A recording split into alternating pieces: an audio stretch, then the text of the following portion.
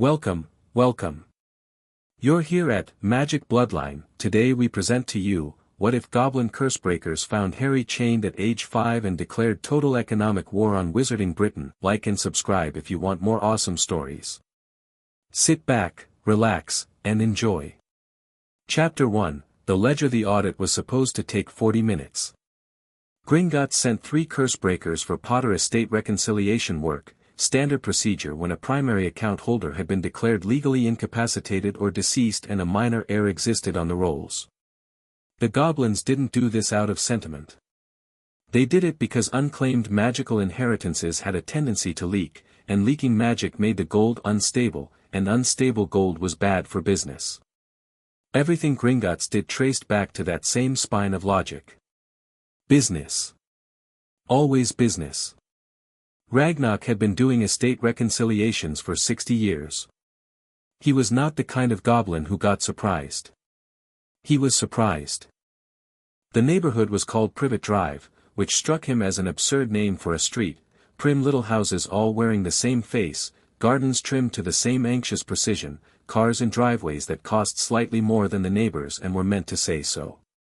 Ragnarok had spent enough time in the human world to recognize the particular flavor of performance happening here. These were people deeply invested in appearing normal. He found them exhausting before he'd knocked on a single door. His 2 juniors, Fawnbreaker and Steelpoint, flanked him as he approached number 4. Both were young by Goblin standards, barely 40, and carried the specialized detection equipment in worn leather satchels. Ragnarok carried nothing but his audit ledger and a pen that had recorded more financial crimes than most ministry investigators would see in a lifetime. He knocked. The door opened to reveal a large woman with a neck like a boiled sausage and eyes that were doing something complicated, cycling rapidly between suspicion, fear, and the specific social performance of someone who desperately wanted to seem like they had nothing to hide. "Yes," she said. "Petunia Desley, née Evans." Ragnarok didn't phrase it as a question. "We are here regarding the estate of James and Lily Potter. The minor heir, Harry James Potter, is registered at this address." He opened his ledger. "We require access to conduct standard inheritance verification." Something moved across Petunia Desley's face. Something fast and ugly that she covered almost immediately with a tight smile. "Of course," she said. "Come in." The house smelled of cleaning products and something else underneath, something Ragnarok's nose caught before his brain named it. He filed it away. Fawnbreaker was already running the detection equipment, a series of small brass instruments on leather cords that he swung gently as he walked, reading the oscillations. Steelpoint had the inheritance documents. "The boy is," Petunia hesitated. "Just a fraction. He's resting." "We'll need to see him," Ragnarok said. "He's not well." We'll need to see him," Ragnarok repeated, in exactly the same tone, because he had found over 60 years that tone was a remarkably efficient tool. Petunia led them down the hallway. There was a staircase to the right, and beneath it, Ragnarok registered this with a fraction of his attention, a door. Small. Padlocked. The kind of door that in any normal house would lead to a storage cupboard. Fangbreaker's instruments began to hum. Ragnarok stopped walking. He turned slowly and looked at the cupboard door. Then he looked at Fangbreaker, whose young face had gone very still. Then he looked at the brass instruments, which were spinning in tight, agitated circles. "What is behind that door," Ragnarok said, "is not storage." Petunia made a sound. A small, breathy, cornered sound. Steelpoint had already crossed the hall. He pressed one palm flat against the cupboard door and went utterly motionless for 3 seconds, a goblin reading technique that required more training than most humans knew existed, and then he turned around with an expression Ragnarok had never seen on his face before. "Sir," Steelpoint said. His voice was completely level in the way that things are level when the alternative is coming apart. "The heir is in here." Silence. "There is a locking charm," Steelpoint continued. "Muggle padlock over it." And, he paused, and his jaw worked. There are binding marks on the interior. Magical. Old ones. Ragnock looked at Petunia Dursley for a long time. She didn't speak. She had gone the color of old wax. Open it, Ragnock said. The padlock yielded to a touch of Steelpoint's hand. Goblin metalwork recognized Goblin command even in secondary forms, and the door swung open. The smell hit first. Close air, unwashed, the particular staleness of a space too small for the person in it.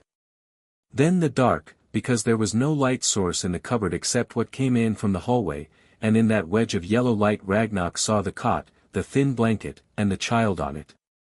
He was very small.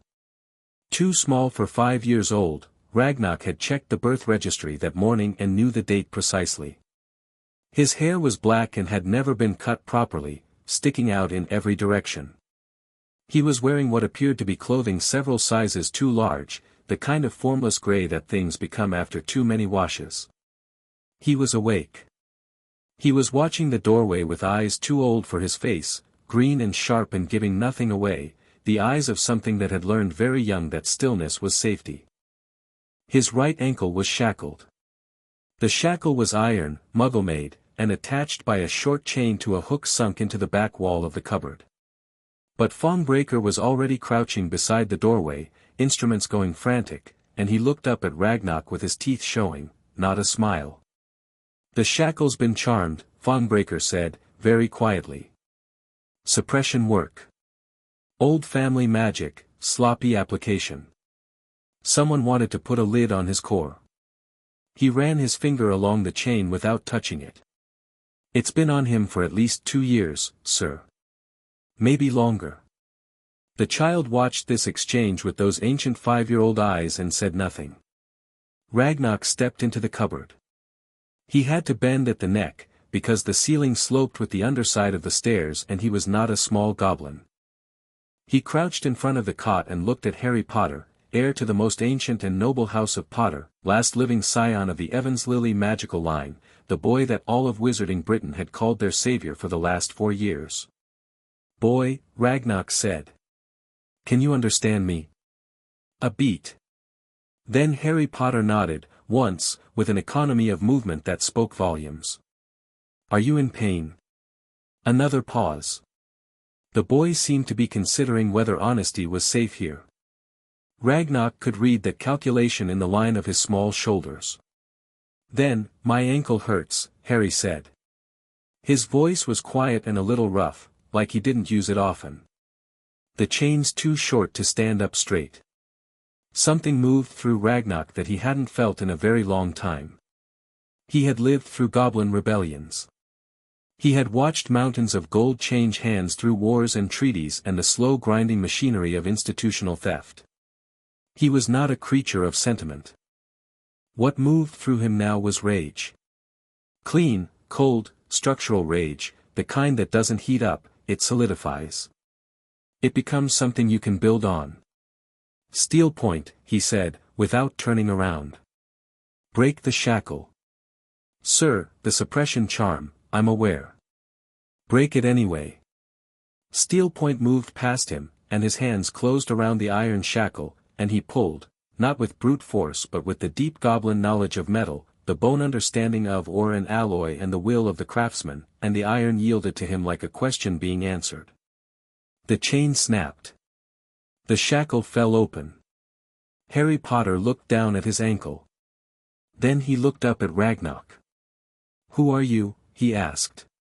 My name is Ragnock. I work for Gringotts. Ragnock held the boy's gaze.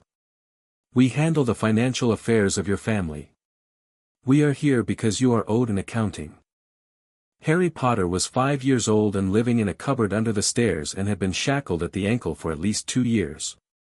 He processed this information, seemed to weigh it against whatever framework for the world he had constructed in this small dark space, and said, Does that mean you can take me away from here? Yes, Ragnock said. Okay, said Harry Potter. He stood up, on his freed ankle, with only a slight wince. He reached under the cot and pulled out a very small toy soldier, missing one arm, and tucked it into the too large pocket of his oversized shirt. That was apparently everything he wanted to bring. He looked at Ragnarok with those green eyes and waited. Behind them, in the hallway, Petunia Dursley had begun to say something about Dumbledore. Ragnarok turned slowly. She was standing with her hands clasped at her waist, and she had pulled together some architecture of authority, some version of herself that could look a goblin in the eye and invoke a wizard's name. Dumbledore placed him here, she said. Her voice had a desperate steadiness to it. He's protected here. Dumbledore said, Dumbledore, Ragnarok said, does not have signatory authority over the Potter estate. He has no legal custodial claim over this child. He has no standing in goblin law, in magical inheritance law, or in any contract, written or verbal, that Gringotts is party to. He tilted his head slightly. What he does have is a very serious problem, which he will discover shortly. He looked at her face one more time, the guilt there, which she was trying to turn into righteousness, and failing. You will hear from us.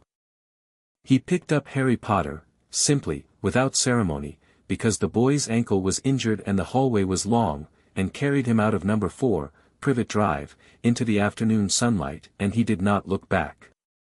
Thongbreaker and Steelpoint followed. The door of number 4 closed behind them. None of them spoke until they reached the apparition point at the end of the street. Then Thongbreaker said, quietly, I've never seen a suppression mark like that on a child before. You shouldn't have seen one today, Ragnarok said. What do we do?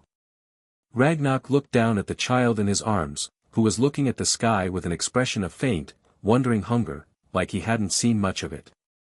The toy soldier in his pocket had left a small impression in the fabric of his shirt. We go back to the bank, Ragnarok said. And then we open the ledger. Gringotts at midnight was a different creature than Gringotts in the daylight hours. During the day it wore its public face, the grand marble entrance, the chandelier light bouncing off gold, the carefully managed theater of human customers being processed through teller windows by goblins who projected a precise degree of cold competence. It was a performance, and a good one, and it had been running for centuries. At midnight, the performance stopped. The upper floors belonged to the goblins, and the goblins belonged to their work, and the work tonight was of a kind that hadn't been convened in 40 years. The hall of account was 3 floors below the public banking level, accessible only through a door that recognized blood. Its ceiling was low by human standards and high by goblin ones, its walls lined with ledgers so old the leather had fused with the stone shelving. The table at its center was iron black and large enough to seat 30, and tonight every seat was filled. Chieftain Gardick sat at the head of the table. He was very old enough to remember the last time something like this had been called, and his face had the particular quality of great age in goblins, which was not frailty but concentration, as though decades of living had compressed themselves into the essential. He had listened to Ragnarok's full report without interrupting once, which everyone at the table recognized as meaningful. Gardick interrupted everything. Harry Potter was not in the hall. He was 3 floors up, in the medical wing, where a goblin healer named Bone Grip was attending to his ankle and the other things the examination had found, the old bruising, the documented malnourishment, and most critically, the magical scarring around his core where the suppression charm had eaten into the developing architecture of his power like rust and iron. The hall was silent for a long moment after Ragnarok finished. Then Ironclaw spoke. He was the estate's senior strategist, younger than Ragnarok by 20 years and already the most feared financial mind in the bank. His voice was quiet and precise, the way a blade is precise. The inheritance records are unambiguous, he said. James and Lily Potter designated Sirius Black as primary guardian, Frank and Alice Longbottom as secondary. Both sets of guardians were rendered unavailable in the same 30-day window. No tertiary designation was made, which means custodial authority reverts, under the Magical Inheritance Compact of 1692, to the hereditary account manager. He let that land. That's us. It has been us since November 1981. The child has been living illegally in Muggle custody for 4 years. Who placed him there? Someone asked from the far end of the table. The paperwork trail ends at the ministry, Ragnarok said. But there was no ministry paperwork. No custody transfer. No court order. No documentation whatsoever. He set his audit ledger on the table and opened it to a page he had flagged that evening. Albus Dumbledore is on record as having confirmed the child's placement at that address in a communication to Minerva McGonagall dated November 2, 1981.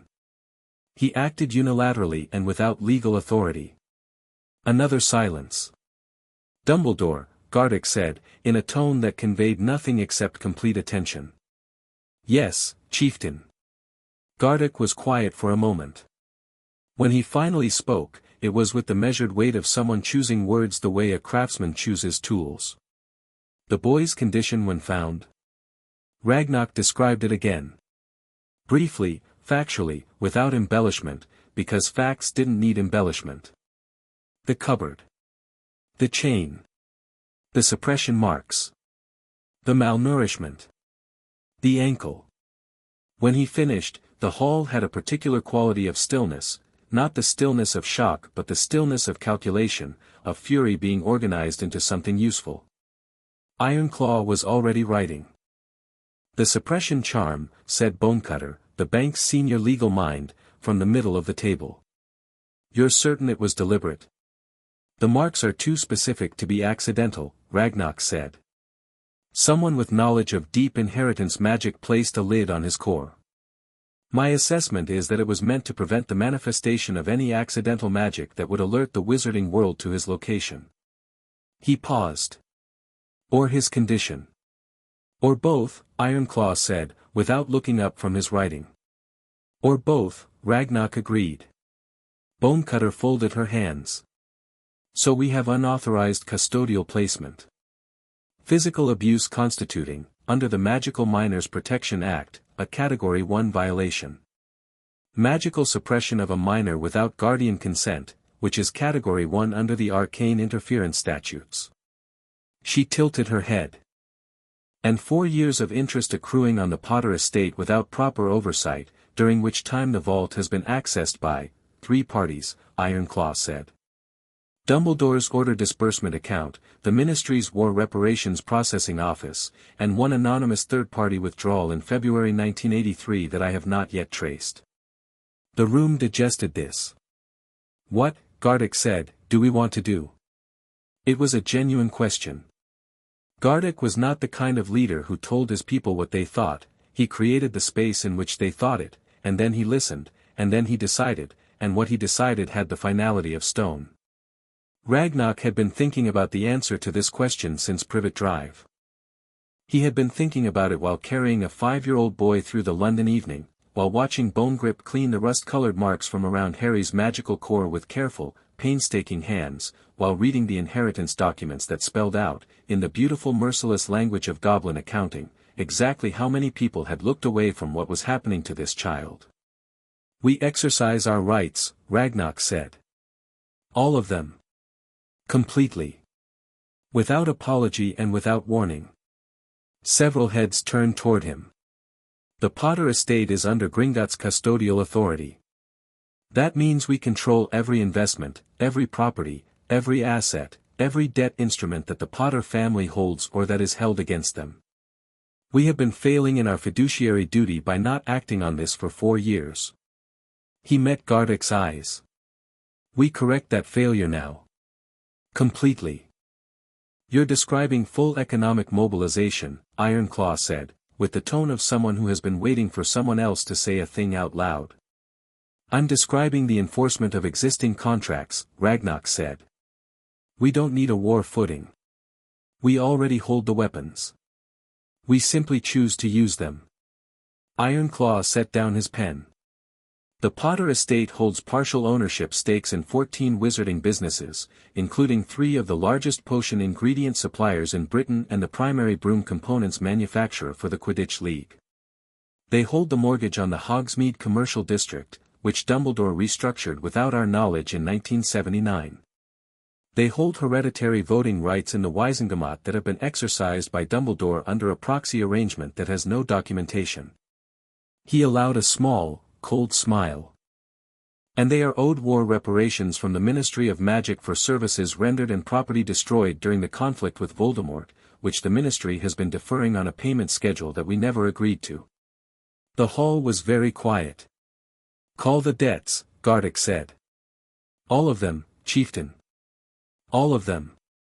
He stood, slowly, with the unhurried gravity of someone who has nothing left to prove.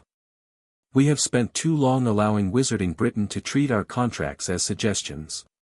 A child of our account, heir to one of the oldest magical estates in our books, was kept in a cupboard, in chains, and no one who knew thought to inform us. His voice didn't rise. It didn't need to. They forgot that the ledger remembers everything. We will remind them. He looked around the table. Draft the notifications tonight. Send them with the morning owls. A pause. And someone bring me the full history of Albus Dumbledore's interactions with the Potter accounts. Every withdrawal, every proxy vote, every letter. I want to know what he took and I want to know why. The hall came alive with the sound of pens on parchment and the efficient, purposeful movement of goblins who had been given a clear task and would now execute it with the particular thoroughness that centuries of institutional practice produces. Ragnock stayed where he was for a moment, watching them work, feeling the shape of what was being set in motion. Then he went upstairs to check on Harry Potter. The boy was awake. Bone Grip had cleaned him up, treated the ankle, addressed the malnutrition with a series of potions that the healer assured Ragnock would show results within a week, and removed as much of the suppression scarring as she could reach. The deeper marks would take time, she said, months possibly, but the active suppression was broken and his core was already responding. Small flickers of raw magic moving through the scarred pathways like water finding channels after a drought. Harry was sitting up in the medical wing bed, wearing a Gringotts robe that was too large for him, eating a bowl of something warm and apparently excellent based on the focused attention he was giving it. The one-armed toy soldier sat on the blanket beside him. Ragnock pulled a chair to the bedside and sat. He was not, in general, someone who performed comfort. He was someone who delivered information accurately and on time. Your parents are dead, he said. You knew that. Harry looked up from the bowl. Aunt Petunia said they died in a car crash. That they were drunks. That is false. Your parents were James and Lily Potter. They were murdered on the 31st of October, 1981, by a dark wizard named Voldemort. Ragnock watched the boy's face. No tears, not because he didn't feel it, Ragnock could see the feeling moving underneath, but because the architecture of Harry's face was already trained towards something more useful than visible grief. You survived. You are the reason that wizard's power was broken. You've been famous in the wizarding world since you were a year old. Harry set the bowl down. He looked at the toy soldier for a moment. The cupboard was because of that? No. The cupboard was not because of that. The cupboard was a choice that several people made. Ragnock kept his voice even. It was not a choice you deserved. Harry looked at him with those green eyes that were too old for his face. Are you going to send me somewhere else? You are the heir of the Potter estate, Ragnock said. Under the Magical Inheritance Compact, Gringotts holds custodial authority until a proper guardian can be established. That means you are, for the moment, under our protection. He held the boy's gaze. No one will chain you again. A very long silence. Okay, Harry said. He picked the bowl back up. What's Gringotts? A bank. The most powerful financial institution in the wizarding world. Ragnock watched him eat. You will learn what that means. Is it better than a cupboard? Despite everything, despite 60 years of doing this, despite the hall downstairs and the notifications being drafted and the machinery of economic war beginning its first careful rotations, Ragnock felt something pull at the corner of his mouth. Considerably, he said. Harry ate his soup and looked at the ceiling of the Gringotts medical wing, which had been painted in an old goblin style with scenes of mountains and mines and rivers of gold, and he didn't say anything else for a while. But his shoulders were different. They had dropped about an inch from where they'd been since Ragnar had first found him, and an inch, in the architecture of a 5-year-old body, was a very large thing. Ragnar sent 2 letters before dawn. The first was to the Ministry of Magic, Magical Law Enforcement Division, informing them that Gringotts was exercising custodial rights over Harry James Potter and that any attempt to remove the child from Gringotts' care would be considered a violation of the Magical Inheritance Compact and would result in the immediate calling of all debts owed to the Potter estate by the Ministry, which Ironclaw had valued, conservatively, at 300,000 galleons. The second was to Albus Dumbledore, headmaster of Hogwarts School of Witchcraft and Wizardry, Order of Merlin First Class, Supreme Mugwump, Chief Warlock of the Wizengamot. It read, Dear Headmaster Dumbledore, on the date of this letter, Gringotts Wizarding Bank completed an audit of the Potter estate in accordance with our standing mandate as account managers of record. In the course of this audit, we recovered the minor heir, Harry James Potter, from an unauthorized custodial placement in which he was found in conditions constituting violations of the Magical Minors Protection Act, the Arcane Interference Statutes, and the Magical Inheritance Compact of 1692. The child is now in our care. We have identified, through our records review, a pattern of unauthorized transactions, proxy arrangements, and asset management decisions made against the Potter estate without legal authority. A full accounting will be demanded. We do not write to request action on your part. We write to inform you that we have already acted. The ledger is open. Ragnar, Senior Cursebreaker, Potter Estate Manager Gringotts Wizarding Bank. The letter was sent by Goblin Courier rather than Owl, because Goblin Couriers moved faster and could not be intercepted by any Ministry monitoring charm known to exist. Dumbledore would have it before his morning tea. Ragnar stood at the narrow window of his office and watched the city begin to lighten at the edges, the sky going from black to deep blue to the first pale suggestions of morning. He thought about the notifications going out with the dawn owls, thought about Ironclaw downstairs assembling the machinery, thought about Gardick's measured voice saying all of them. He thought about a 5-year-old boy eating soup and asking if a bank was better than a cupboard. The ledger, as he had written, was open. And what was written in it could not be unwritten. The goblins had a saying that humans rarely heard, because it was in the deep goblin tongue and was not translated for outsiders. Debt acknowledged is debt eternal. It meant that the moment a wrong was named, it created an obligation that no amount of time or convenience could erase.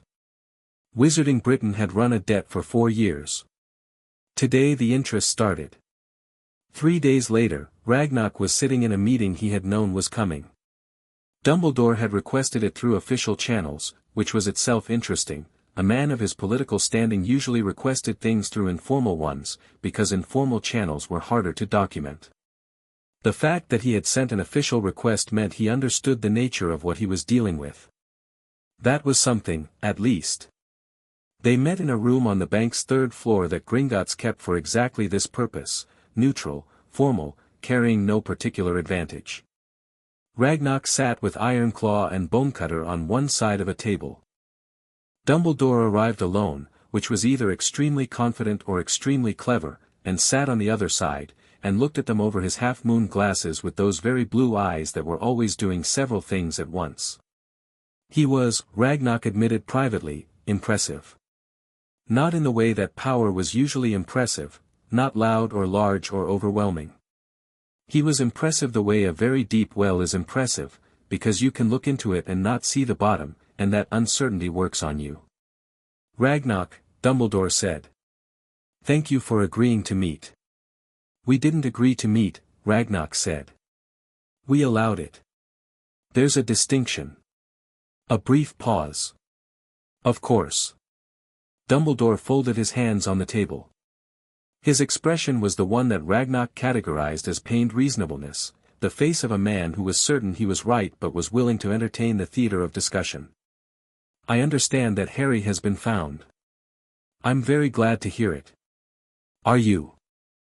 I placed him where I believed he would be safe, Dumbledore said, and his voice had a weight to it that was not quite defensiveness.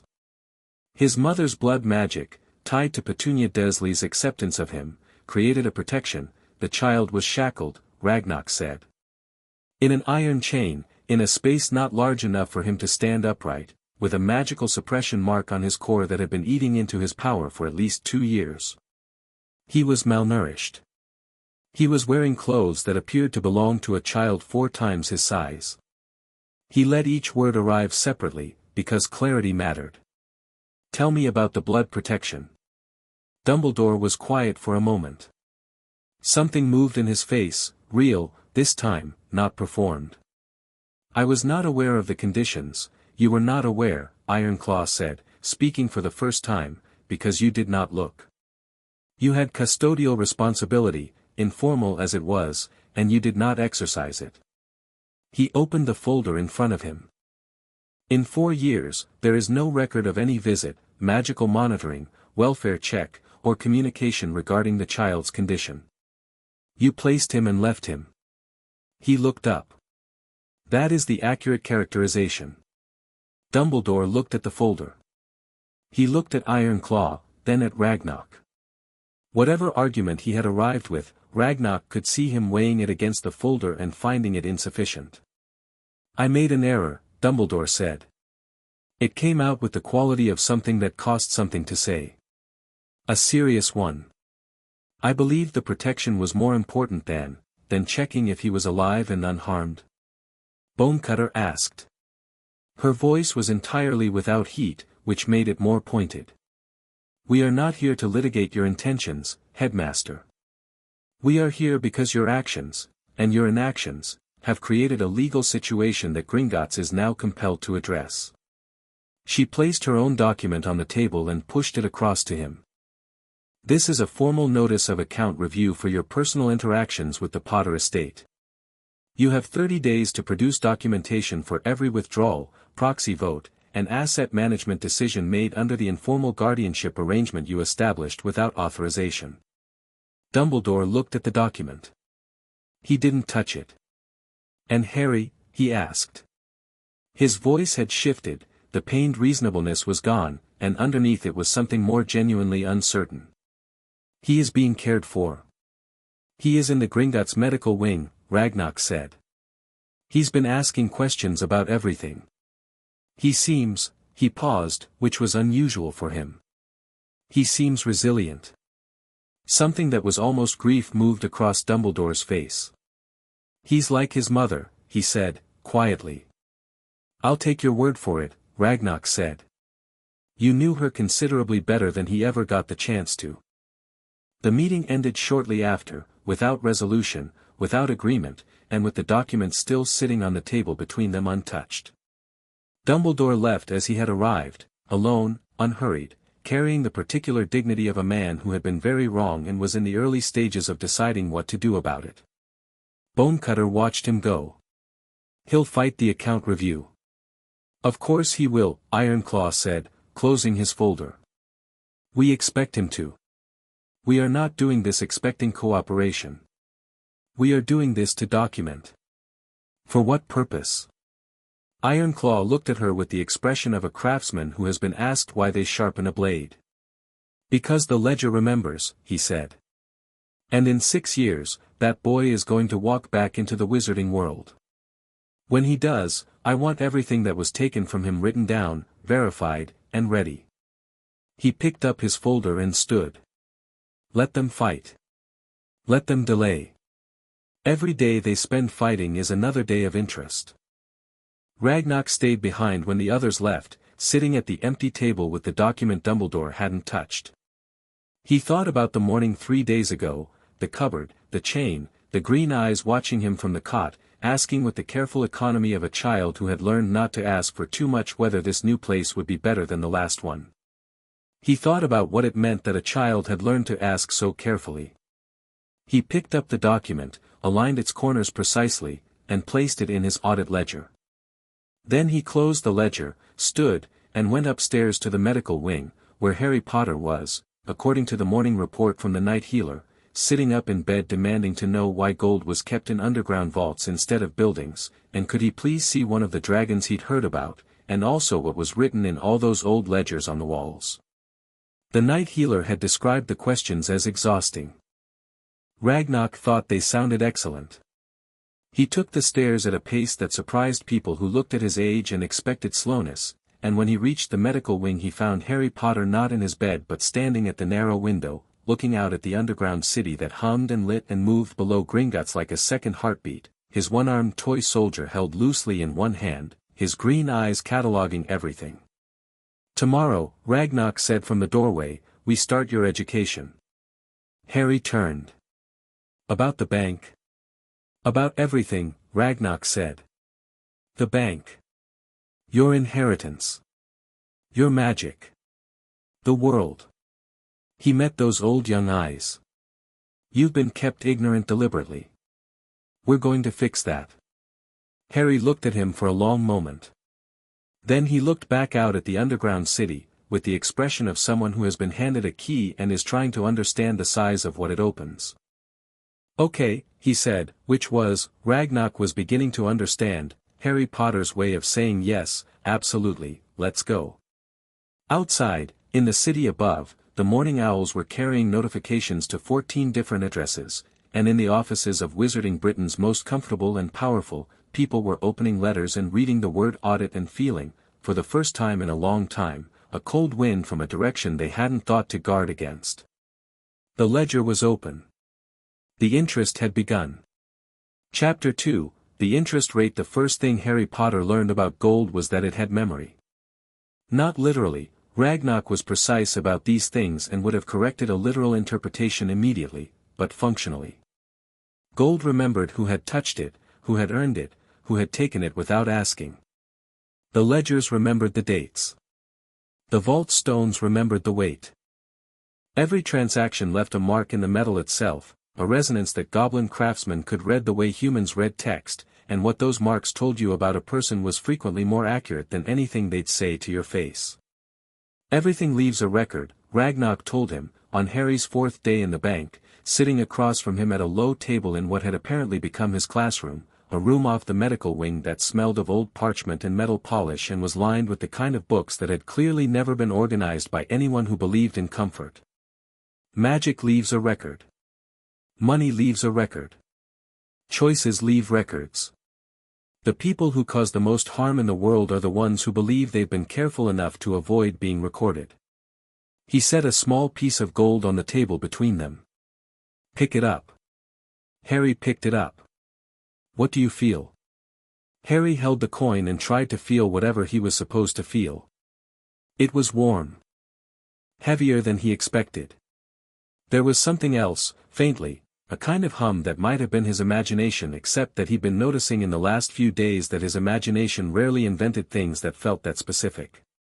"It's warm," he said. "And it sort of vibrates. But very quietly." Ragnar looked at him with the expression that Harry was learning meant "That's interesting, and I'm not going to tell you why yet." "Most humans can't feel that," he said. "They handle gold their whole lives and feel nothing except the weight." He picked the coin back up. "You have a strong core. Even with the damage from the suppression marks, your sensitivity is unusual. We'll work with that." "What's a core?" Harry asked. "The center of your magical ability. Every witch and wizard has one. It's the part of you that magic passes through." Ragnar turned the coin in his long fingers. "Yours was being blocked. Someone put a lid on it to prevent your magic from showing. The lid's gone now, but the marks it left will need time to heal." He set the coin down. "In the meantime, we'll strengthen what's already there." Harry looked at his own hand, where the coin had been. "Can I do magic now?" "You could probably do magic before. Accidental magic doesn't require training, and even suppressed it was likely leaking through in situations of strong emotion." He met Harry's eyes. "Has anything ever happened around you that you couldn't explain?" Harry thought about it carefully, with the focused honesty he was learning to apply to things, because Ragnar had made it clear very early that there was no benefit to telling Ragnar anything except exactly what was true. "Once," Harry said. "Dudley and his friends were chasing me. At school. I ended up on the roof. On the roof of the school building." Harry paused. "I don't know how I got there." Ragnar made a small sound that might have been satisfaction. Accidental apparition. Extremely rare in children under 7, even with a fully functioning core. He made a note in his ledger, because Ragnarok made notes in his ledger about everything, and Harry had begun to find this oddly reassuring. If Ragnarok wrote it down, it was real. "You're not going to have trouble with magic," Ragnarok said. "You're going to have trouble controlling it. That's a different problem and a considerably more interesting one." This was how Harry's education worked. Ragnarok taught him things the way goblins apparently taught everything, directly, without preamble, without the cushioning that Harry had observed adults use with children and which he had always found faintly insulting, as though the truth was something you had to be protected from. Ragnarok assumed Harry could handle the truth. Harry found this assumption deeply, almost overwhelmingly, welcome. He learned about his family's estate, the scope of it, the history of it, the political weight of it. He learned that his father's family had been accumulating wealth and influence since the 12th century, that his mother had brought a different kind of power to the bloodline, something older and stranger that the Goblin records described with a rare note of genuine respect. He learned about the war, about Voldemort, about the prophecy. Ragnarok told him about the prophecy on day 6, straightforwardly, because the records referenced it and the records were not to be sanitized. "So I might have to kill someone someday," Harry said. "A fragment of someone's soul is currently lodged in that scar on your forehead," Ragnarok said, equally straightforwardly. "Which is a separate problem we'll address in time. The prophecy may or may not be self-fulfilling. Prophecies are not laws of nature, they are calculations based on observed trajectories. They can be wrong." He looked at the scar. "The soul fragment, however, is certainly there." Harry touched the lightning bolt scar. He'd had it his whole life and never thought much about it. It was just part of his face, like the way his hair wouldn't sit flat. "Can you get it out?" "Not yet. The scarring around your core makes precision work too risky. When your core has healed sufficiently, we'll look at extraction options." He said this with the tone of someone scheduling a minor errand. Harry found it comforting in a way he couldn't have articulated. Beyond lessons, there was the bank itself. Harry was given the run of the non-restricted areas almost immediately, which turned out to be considerable. Gringotts below the public floor was a city, not metaphorically but literally, a full underground settlement with its own economy and society and politics and gossip. Goblins who worked the vaults lived there. Families had quarters carved into the stone. There were market areas where goblin-made goods changed hands, long corridors lit by phosphorescent panels where the younger goblins did their academic training, vast caverns where the enchanted metalwork that was the bank's actual product was created by craftsmen whose skill made Harry stop and watch for long stretches because it was beautiful in a way that nothing at Privet Drive had ever been. The goblins treated him with a range of responses. Some were curious. A few were hostile. He was a wizard child, and the history of wizarding relations with goblin kind was not a comfortable one, as he learned from the books Ragnarok assigned and which did not pull punches. Most were watchful and neutral in the way that professionals are when they're reserving judgment. Fongbreaker and Steelpoint remained assigned to the Potter estate audit and were therefore frequently in his orbit. Fongbreaker was young and had a gift for explaining complicated things through improbable analogies. Steelpoint was quiet and observant and had, Harry noticed, a way of positioning himself in doorways when Harry was in a room that was either habitual or deliberate. "You watch the exits," Harry said to him one afternoon. Steelpoint looked at him. "Old habit," he said. "From what?" A pause. "From doing this job long enough to know that exits matter," Steelpoint said. He looked at Harry steadily. "You noticed." "I always notice where the exits are," Harry said. Steelpoint was quiet for a moment. Then he said, "That's a good instinct. Don't let anyone train it out of you." Harry didn't know exactly what that meant yet, but he stored it carefully. By the time he was 6, Harry could read a financial ledger with enough fluency to understand the broad strokes of what Ironclaw was doing to the wizarding economy. He was too young to appreciate the full architecture of it, but he could see the shape, the way each debt called was connected to the ones before and after it, the way the timing of each notification was calibrated to land when it would create maximum disruption with minimum warning. He could see that it was strategic in a deep and patient way, that it was designed not to destroy quickly but to remodel over time, to shift the landscape of who held power and how they held it. "It's like chess," he said to Ironclaw, who had begun allowing Harry to sit in on planning sessions with the understanding that he would say nothing and ask questions only after. Ironclaw looked up from his documents with the expression of a man who was not accustomed to being observed. "It's considerably more complicated than chess," he said. "Because chess has fixed pieces. These pieces change what they can do depending on what's around them." A silence. Ironclaw studied him. "How old are you?" 6. "You should not be able to read those ledgers." "Ragnarok taught me," Harry said, with the simple logic of someone who has found the most efficient explanation. Ironclaw looked at the ledgers, then at Harry, with the expression of someone revising a calculation. "Sit down," he said, and moved a stool to the side of the table. "I'll show you what I'm actually building." That was how Harry Potter came to understand, at 6 years old, the principle of compound interest as applied not just to gold but to power, reputation, and institutional authority. Ironclaw was brilliant in the way that glaciers are brilliant, slow, enormously patient, and capable of reshaping bedrock through sheer sustained pressure. He explained things without simplifying them, which Harry appreciated the way he appreciated everything that treated him like someone with a working brain. The campaign was already producing results by Harry's second year at the bank.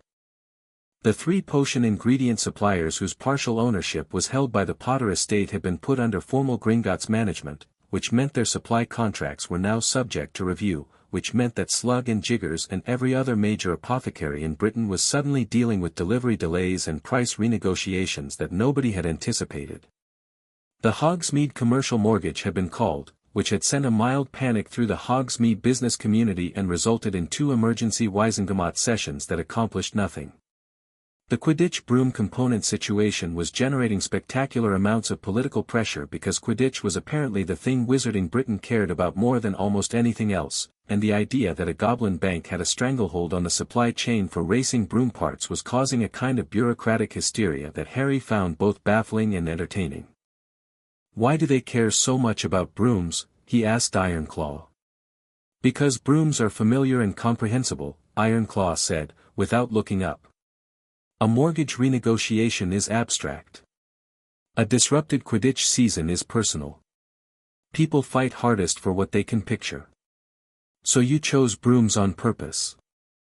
"I chose brooms because the Potter estate has a controlling interest and the ministry doesn't know how to argue against it," Ironclaw said. "The emotional impact is a secondary benefit." The ministry had sent 3 delegations to Gringotts in the first year, all of which Ragnarok had met with Ironclaw and Bonecutter and which had ended with the ministry representatives leaving with more paperwork and fewer certainties than they'd arrived with. The ministry's fundamental problem was that everything Gringotts was doing was legal. Exquisitely, deliberately, entirely legal. They had no mechanism for stopping it that wouldn't require them to publicly repudiate contracts they had previously benefited from, and that was not something they were prepared to do. Dumbledore, Harry learned, had produced the documentation requested. All of it, every withdrawal, every proxy vote, every asset decision. He had produced it promptly and with full accounting, which Ironclaw had described as strategically cooperative, meaning that Dumbledore had calculated that cooperating fully was less damaging than being caught withholding anything. The documentation revealed that the money had largely gone to war-related efforts, Order of the Phoenix funding, support for families of casualties, various operations against remaining Death Eater cells. Harry learned to hold this information with complexity, because Ragnarok had taught him that complexity was almost always more accurate than simplicity and that the person who did wrong things for understandable reasons was neither villain nor hero but something that required more careful thought. "He used money that wasn't his," Harry said once, working through this. "But he used it for things that mattered." "He used your money without asking," Ragnarok said. "Which means he decided that his judgment about what mattered was more important than your right to decide. That is a pattern." He turned a page. Watch for it. Albus Dumbledore, for his part, had made 2 more official requests to visit Harry, both through proper channels. Both had been declined. Harry had been asked whether he wanted to meet the man, and Harry had said not yet, with the careful considered weight of someone who understood that timing mattered. Ragnarok had recorded his answer in the ledger.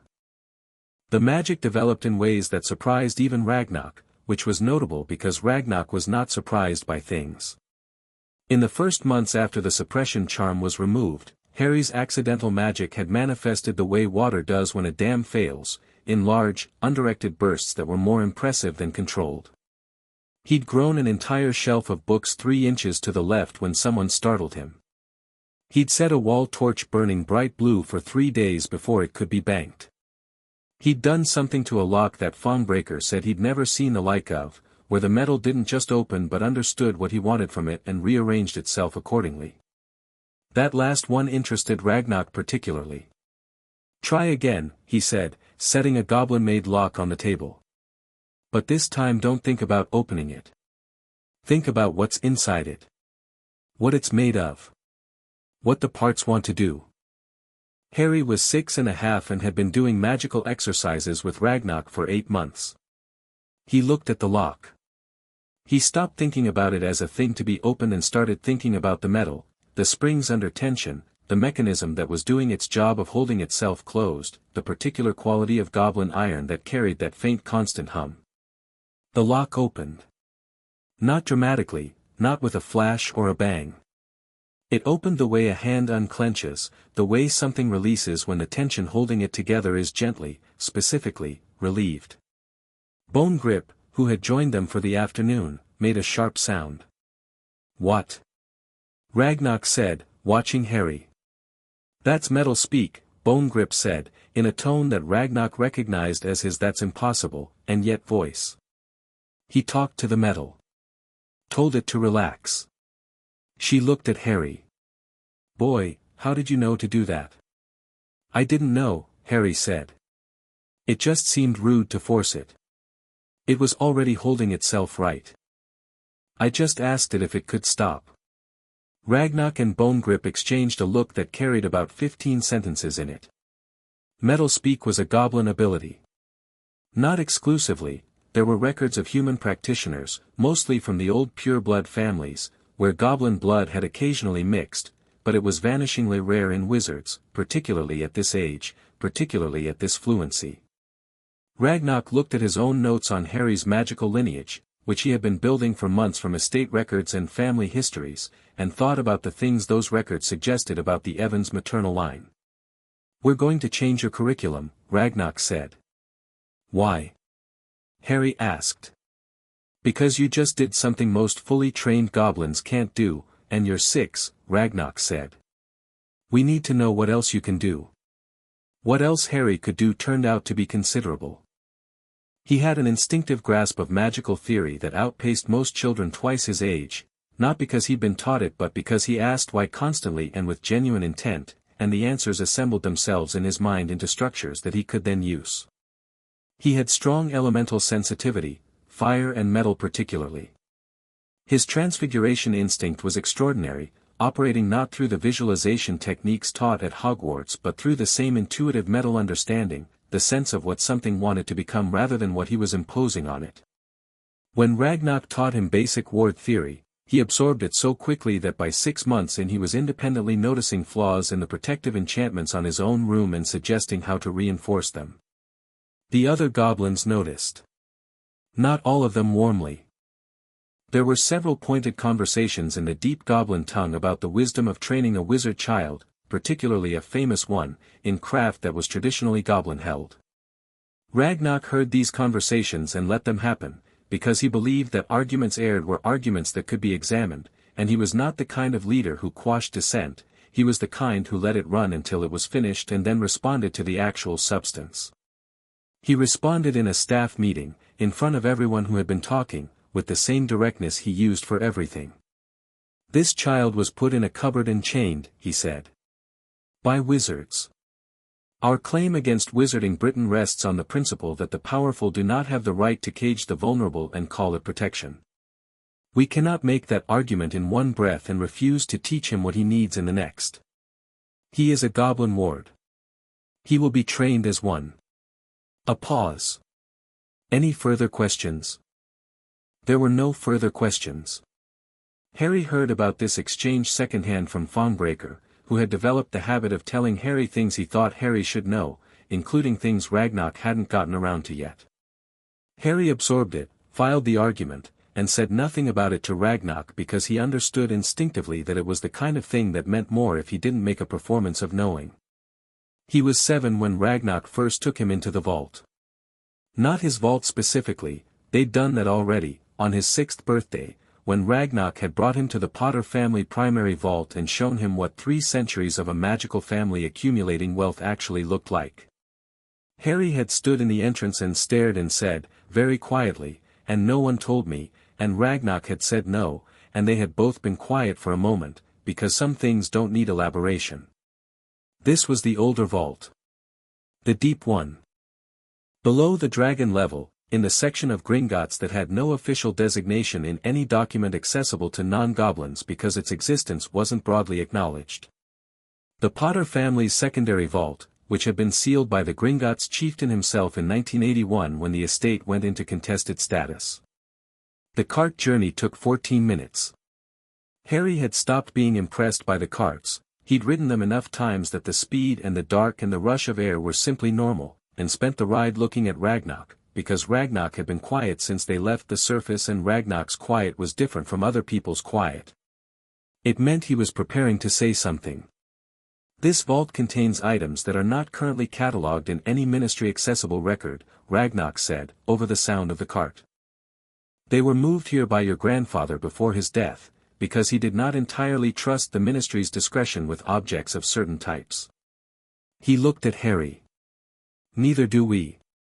But you are the heir, and you are old enough to begin to understand what you inherit. The vault door was 9 feet tall and had been sealed with layered goblin metalwork that took Ragnarok 6 minutes to open. Harry watched the process with professional interest, recognizing several of the techniques and the underlying principles even where the execution was beyond his current capability. When the door swung open, the light from inside was different from the gold-warm gleam of the upper vaults. It was cooler, older, with a quality that Harry didn't have a word for yet but that felt like weight. The contents were stacked and shelved with goblin precision. Books, hundreds, in categories Harry would spend years working through.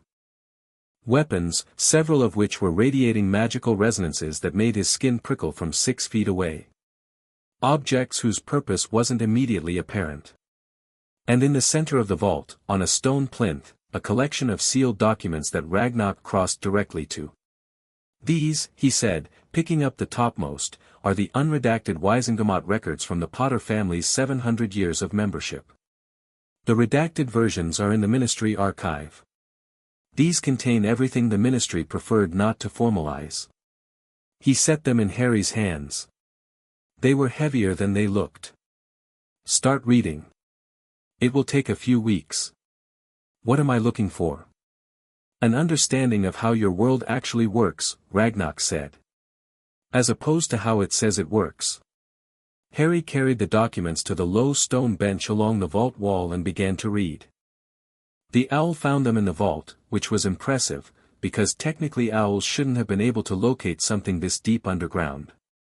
The fact that it arrived with the calm assurance of a bird who had never considered failure as an option suggested that Albus Dumbledore had, among his other qualities, extremely determined post. Harry was 8 by now. He'd been reading for an hour while Ragnarok worked through a separate audit task in the corner of the vault when the owl dropped a letter in his lap and stood on his knee expectantly. He looked at it. Then at Ragnarok. His third attempt, Ragnarok said, not looking up. Harry turned the envelope over. It had his name on it, not boy or freak but his actual name, in handwriting that was florid and precisely spaced and somehow managed to convey warmth through the letterforms alone, which Harry found either impressive or suspicious. He opened it. Dear Harry, I suspect that by now you know considerably more about me than I would have chosen for you to know at this age. I also suspect that Ragnarok has taught you to be skeptical of letters from people who have previously failed to earn your trust, which is a reasonable lesson that I cannot argue against. I am not writing to explain myself. I have made enough explanations in enough official documents that I imagine you're tired of reading them, or will be when Ironclaw makes them available to you, which he will. I am writing because you are James and Lily's son, and because whatever I owe you, and it is considerable, I can see from here that you are becoming remarkable, and your parents would have been proud in a way that I cannot adequately describe. I will not ask to visit again if you prefer that I don't. But when you are ready, if you are ever ready, I am here. Albus Dumbledore. Harry read it twice. He folded it and set it on his knee and looked at the vault ceiling for a while. What do you think? He asked Ragnarok. I think, Ragnarok said, still not looking up, that Albus Dumbledore is a man who is genuinely grieved by what happened to you and is also constitutionally incapable of framing that grief in terms that don't center his own culpability. He turned a page. What do you think? Harry considered. I think he means it, he said. And I think it doesn't change anything yet. He folded the letter and put it in his pocket, next to the one-armed toy soldier, which he still carried. But maybe eventually. That's a reasonable position, Ragnarok said. Harry went back to reading. He was 9 when the ministry's patience finally ran out. They sent a senior official, Bartemius Crouch Sr., head of magical law enforcement, with 3 assistants and an air of someone who had decided that decisive action was required and had dressed for it. He arrived at the Gringotts public entrance at 9 in the morning on a Tuesday and asked for a formal meeting with whoever was managing the Potter estate. Ragnarok, Ironclaw, and Bonecutter were in the meeting room by 9:15, and Harry Potter was sitting at the table between Ragnarok and Ironclaw, which was not something Crouch had anticipated. Crouch looked at Harry with the particular expression of a man recalibrating. Harry looked back at him with green eyes that were still too old for whatever face they happened to inhabit, and waited. I didn't realize the child would be present, Crouch said. He is the estate heir, Ragnarok said. He has been present for all estate-related discussions for the past 2 years. He will continue to be present. He folded his hands. What can we do for you, Mr. Crouch? Crouch produced a file of his own. He was good at this, efficient, precise, not someone who wasted words. Harry found himself paying close attention because Crouch moved like a person who was accustomed to winning these meetings and was currently running the initial calculations on whether this one would be different. The ministry wants to formalize Harry Potter's guardianship arrangement, Crouch said. We have identified several qualified magical families who would. The Magical Inheritance Compact of 1692, Bonecutter said, is unambiguous on custodial authority in the case of disputed estates. Gringotts holds it. The ministry does not have the standing to unilaterally reassign it. We believe that the child's well-being, his well-being, Ragnarok said, was your responsibility for 4 years, during which he was chained in a cupboard. He kept his voice exactly level. This fact is documented. It is in our records, in your own ministry's records if someone chose to look, and in the medical files of our staff healer. We exercise extreme caution in discussions about the ministry's assessment of this child's well-being. Crouch's jaw tightened slightly. The educational requirements for a magical child of his age are being met comprehensively, Ironclaw said. We can provide documentation. He is receiving instruction in magical theory, practical application, estate management, legal history, and several disciplines that Hogwarts does not cover. He paused. He is, by any measure we can apply, the most thoroughly educated 9-year-old in Britain. Crouch looked at Harry again. Harry was looking at the documents Crouch had brought, upside down across the table, reading them with the practiced attention of someone who had spent years learning to extract information quickly. What does the section on page 3 say? Harry asked. Crouch blinked. I'm sorry. Page 3 of your file, Harry said. The one you've been not quite showing us while you quote from the first 2 pages. What does it say? A beat. Crouch looked at Ragnarok with an expression that was trying not to be impressed and failing. It's an order authorizing removal of the child to ministry-approved care, Crouch said, after a moment. He said it like a man who has chosen honesty because dishonesty has already been made unavailable. Signed by the minister. And you didn't lead with that, Ragnar said. I was hoping it wouldn't be necessary. It isn't, Ironclaw said. He slid a document across the table. Because when the minister signed that order, he was not aware that the Potter estate holds a 70,000 galleon promissory note against the Ministry of Magic's infrastructure account, callable on 30 days' notice, which our legal team filed for calling this morning. He met Crouch's eyes. If the minister would like to proceed with that order, we will proceed with the note. The ministry's operating budget is not, we understand, currently in a position to absorb that sum without significant disruption to several departments, including yours. The room was very quiet. Crouch looked at the document. He looked at Ironclaw. He looked at Harry, who was watching this exchange with the focused attention of someone taking notes in his head. This is economic coercion, Crouch said. This is the enforcement of a legal financial instrument, Ironclaw said pleasantly. If you believe there's a distinction, we'd be happy to discuss it with the Wisengamot. Another silence. What, Crouch said finally, with the measured control of a man who has decided to try a different approach, does the child want? Everyone at the table looked at Harry. Harry had been waiting for this question. He'd been thinking about it since the meeting started, which meant he'd been thinking about it for approximately 20 minutes, which was apparently long enough because he answered immediately, without hesitation, and with the particular quality of certainty that comes from having already examined and discarded all the alternatives. I want to stay here until I'm old enough to make the choices myself, he said. I want the ministry to leave me alone until then. I want the accounts that were used without authorization to be formally acknowledged, and I want proper education that doesn't involve people deciding what I'm allowed to know. He held Crouch's gaze. In return, we'll hold the promissory note. And the others? The others, Crouch repeated. Ironclaw slid a second document across the table. This one had a list on it. It was a reasonably long list. Crouch read it with the careful stillness of someone who is doing arithmetic in their head and not enjoying the results. When he finished, he set it down and looked at Harry with something that had shifted from official assessment to something more genuinely curious. You've been planning this, Crouch said. Ironclaw planned it, Harry said honestly. I've been learning from it. A beat. Then, despite himself, something that might have been a very small and very reluctant acknowledgement of something moved across Crouch's face. He picked up his file, and the unsigned order on page 3, and stood. The ministry will take your proposal under advisement, he said. Take your time, Ironclaw said. The interest rate on the promissory note is 4% monthly. Crouch left. His 3 assistants, who had said nothing throughout the entire meeting, left with him.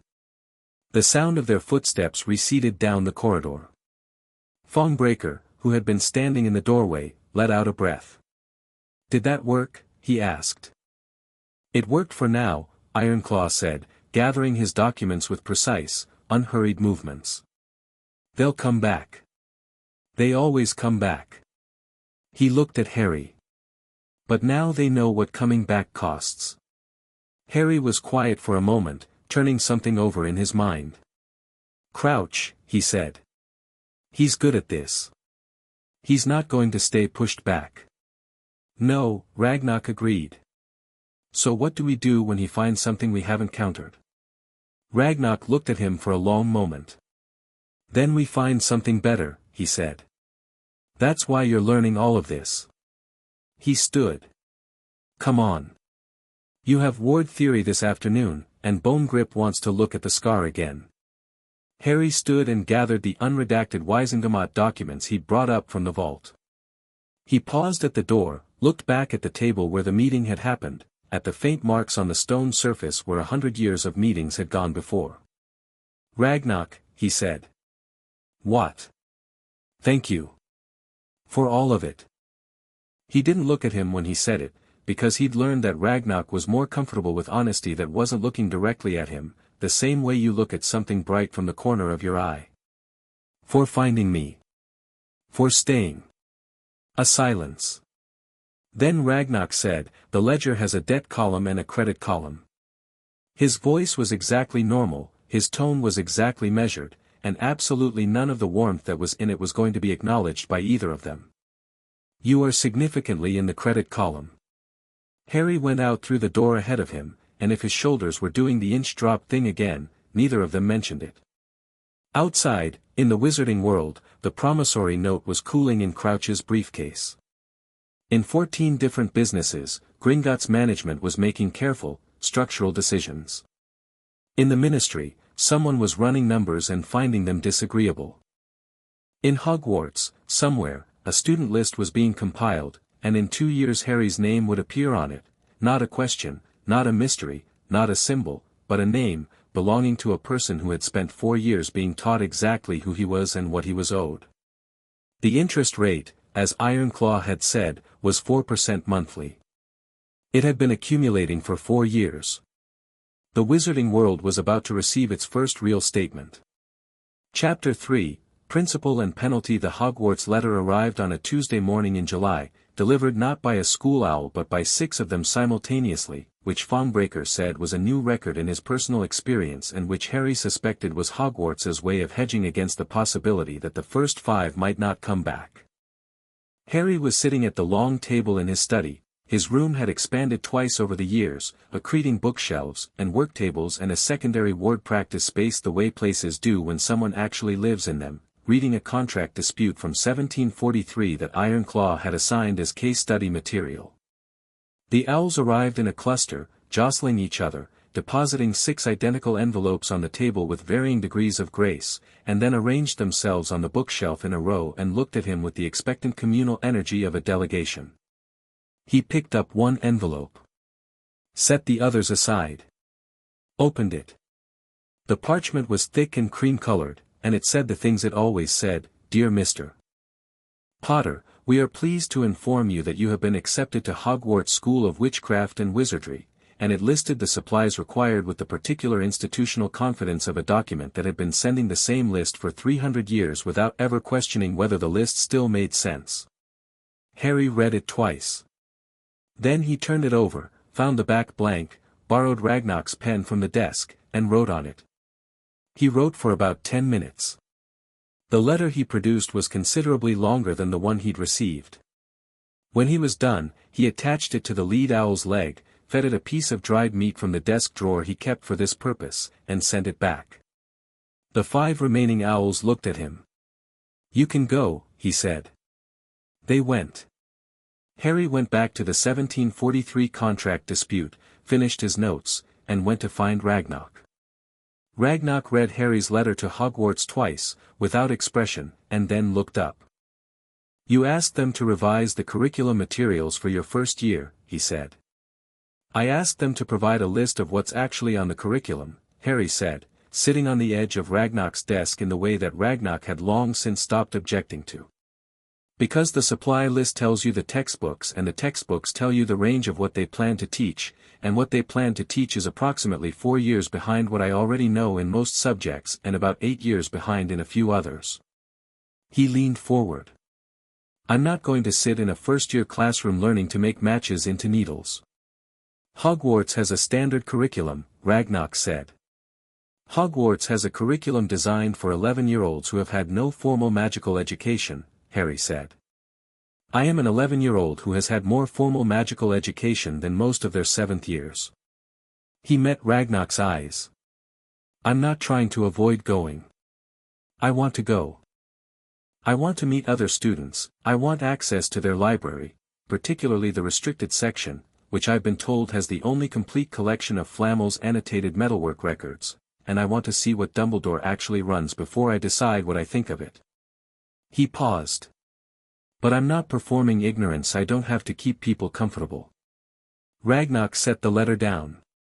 He looked at Harry for a moment with the evaluating quiet that he used when he was deciding between 2 responses, and Harry waited it out because that was what you did with Ragnar's evaluating quiet.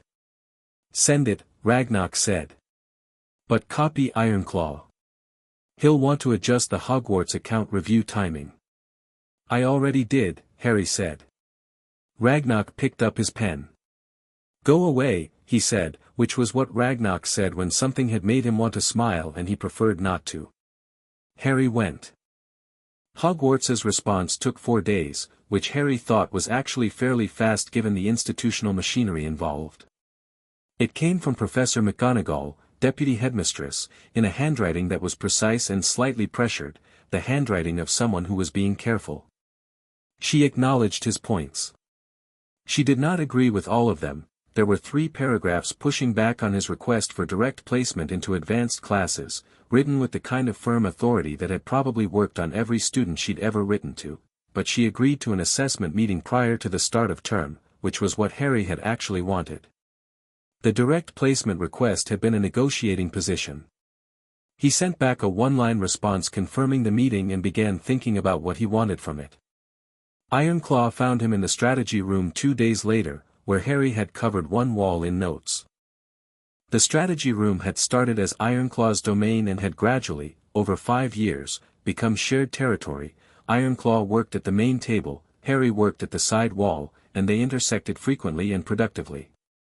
Ironclaw had developed the habit of wandering over to see what Harry was doing, which he framed as supervision and which both of them understood as something more collegial. He looked at the wall. "This isn't estate planning," he said. "It's Hogwarts planning," Harry said. "Same principles." Ironclaw read the wall. His eyes moved quickly, he read like he did everything, with efficient precision, and when he finished he was quiet for a moment. "You're treating Hogwarts as a political environment," he said. "It is a political environment," Harry said. "It has houses, which are factions.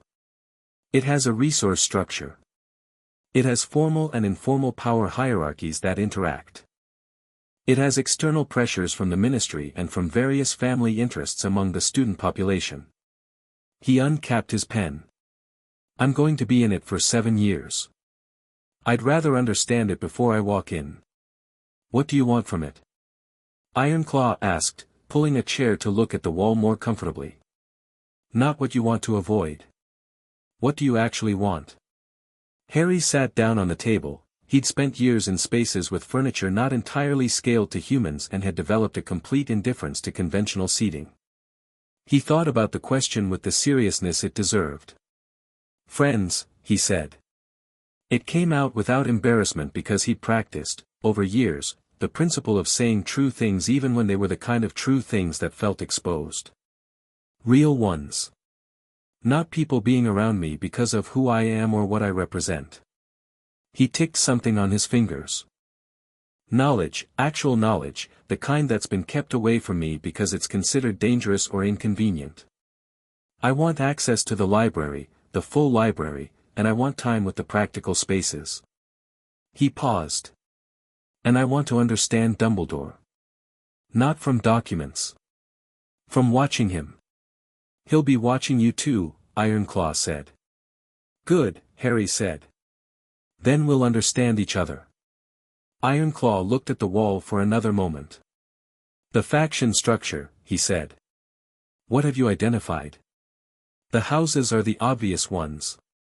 But there's a secondary structure underneath, family alliances that predate the houses and cut across them. And there's a third one that I think is more interesting, which is the informal influence networks that students build. That's the one nobody documents, which means it's probably the most real." He drew a connecting line between 2 clusters of notes.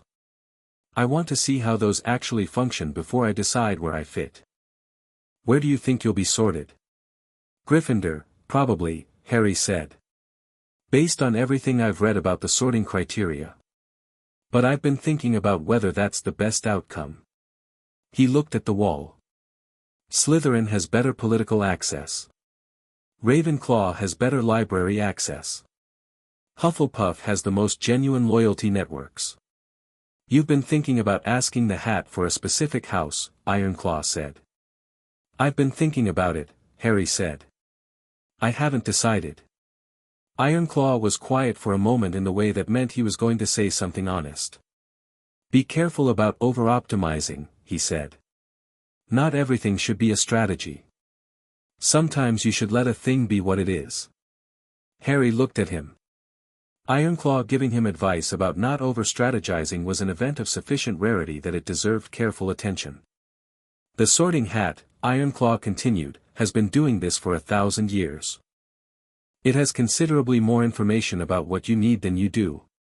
He stood. Put the map away and go practice your ward diagnostics. You have an assessment to pass. Harry looked at the wall. Then he capped his pen, rolled up the notes, and went to do his ward diagnostics.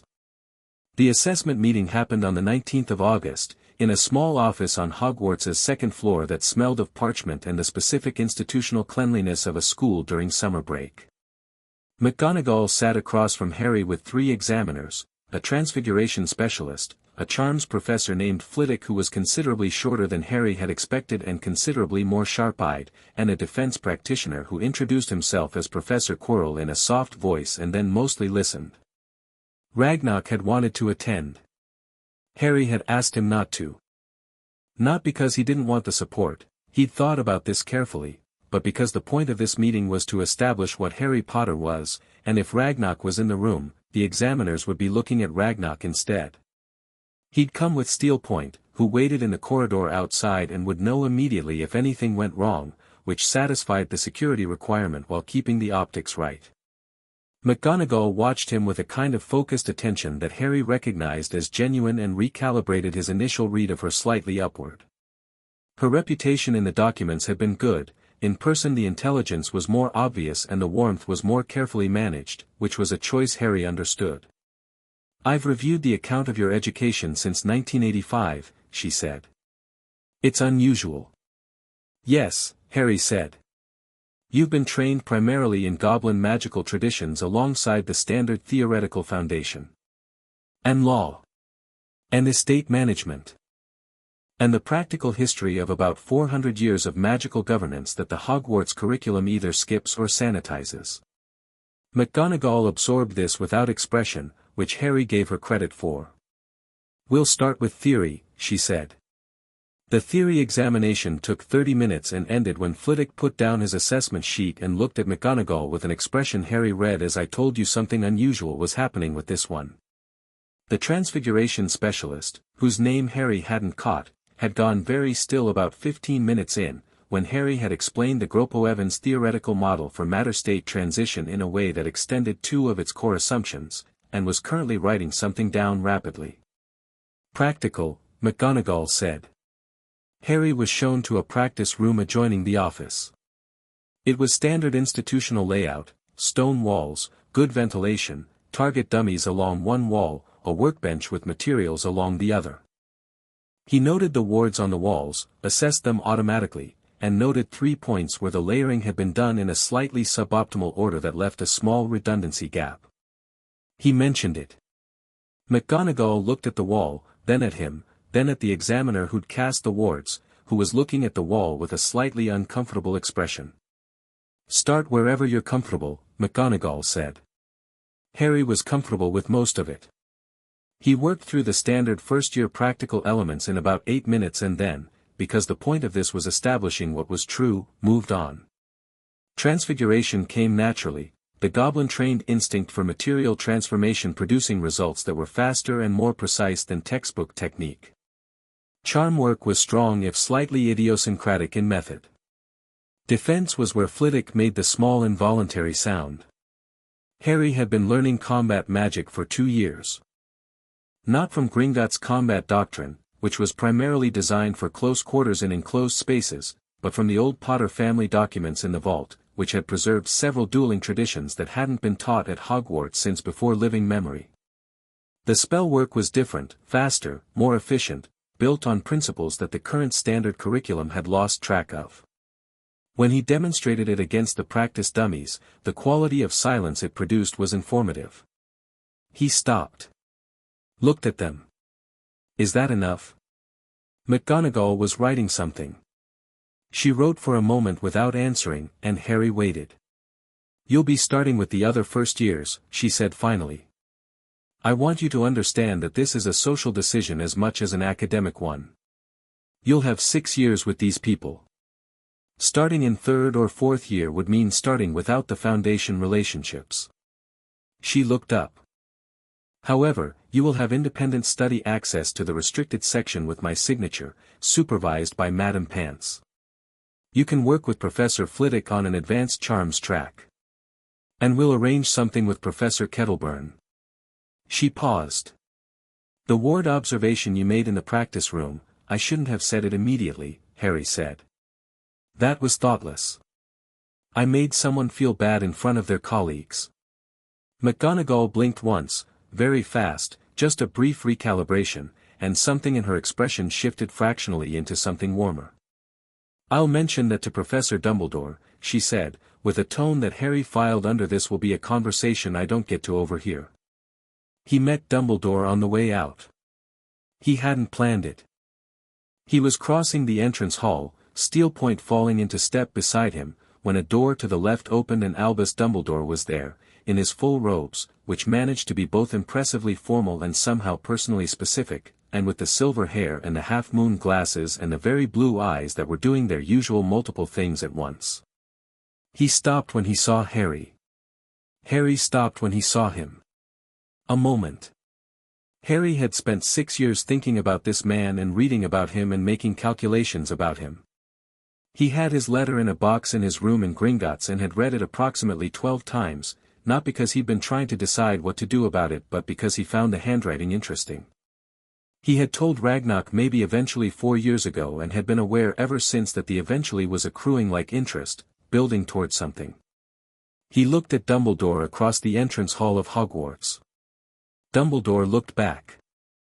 The blue eyes were doing less now than usual, fewer calculations running, more of the actual man visible in them. He looked older than his photographs, which were numerous in the historical records, and he looked tired in a way that had nothing to do with sleep. He looked like someone who had been carrying something a long time and had gotten very good at not appearing to. Harry, Dumbledore said. Just that. Not Mr. Potter, not my boy, nothing loaded. Just his name. Headmaster, Harry said. A pause that was several things at once. The assessment went well, I hope, Dumbledore said. I think so, Harry said. Professor McGonagall is excellent. She is, Dumbledore agreed. Something in the way he said it carried genuine affection, not performance.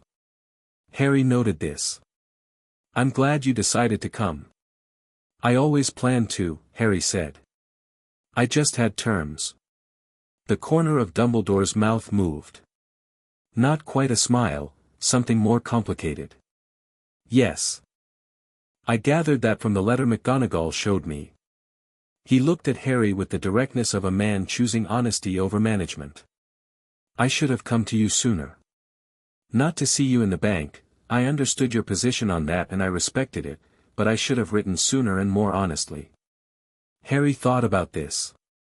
He wasn't angry, exactly, he'd done a lot of work over the years at not letting the anger about his early childhood become the primary thing about him, because he'd noticed that it was less useful than other things. But he wasn't going to perform forgiveness he hadn't finished arriving at yet. You wrote when you wrote, Harry said. It was enough for now. He met the blue eyes, which were still doing the thing where they watched carefully without performing anything. I'll see you in September. Dumbledore inclined his head. I look forward to it, he said, and his voice carried something genuine enough that Harry believed it. Harry walked out into the August sunlight with Steel Point and didn't say anything for a while. Then he said, he's going to be complicated. Yes, Steel Point said. But not bad. Probably not, Steel Point agreed. They walked down the path toward the gate, and the castle rose behind them in the summer afternoon light, old and enormous and full of things Harry was going to learn, and Harry felt the particular sensation that he associated with the start of a new phase of things, a kind of forward lean in the chest, an alertness that had nothing nervous in it. Diagon Alley on the 1st of September's supply run was Ironclaw's idea. Not the supply run itself, that was inevitable, the Hogwarts list was extensive, but the manner of it. Ironclaw had been planning the public debut, as he called it in planning meetings, for approximately 2 years, and he had the precise, patient energy of someone releasing a project he'd been building carefully. Today, Ironclaw said, over breakfast in the Gringotts dining room, Harry had been eating meals with the senior Goblin staff for so long that this was entirely normal.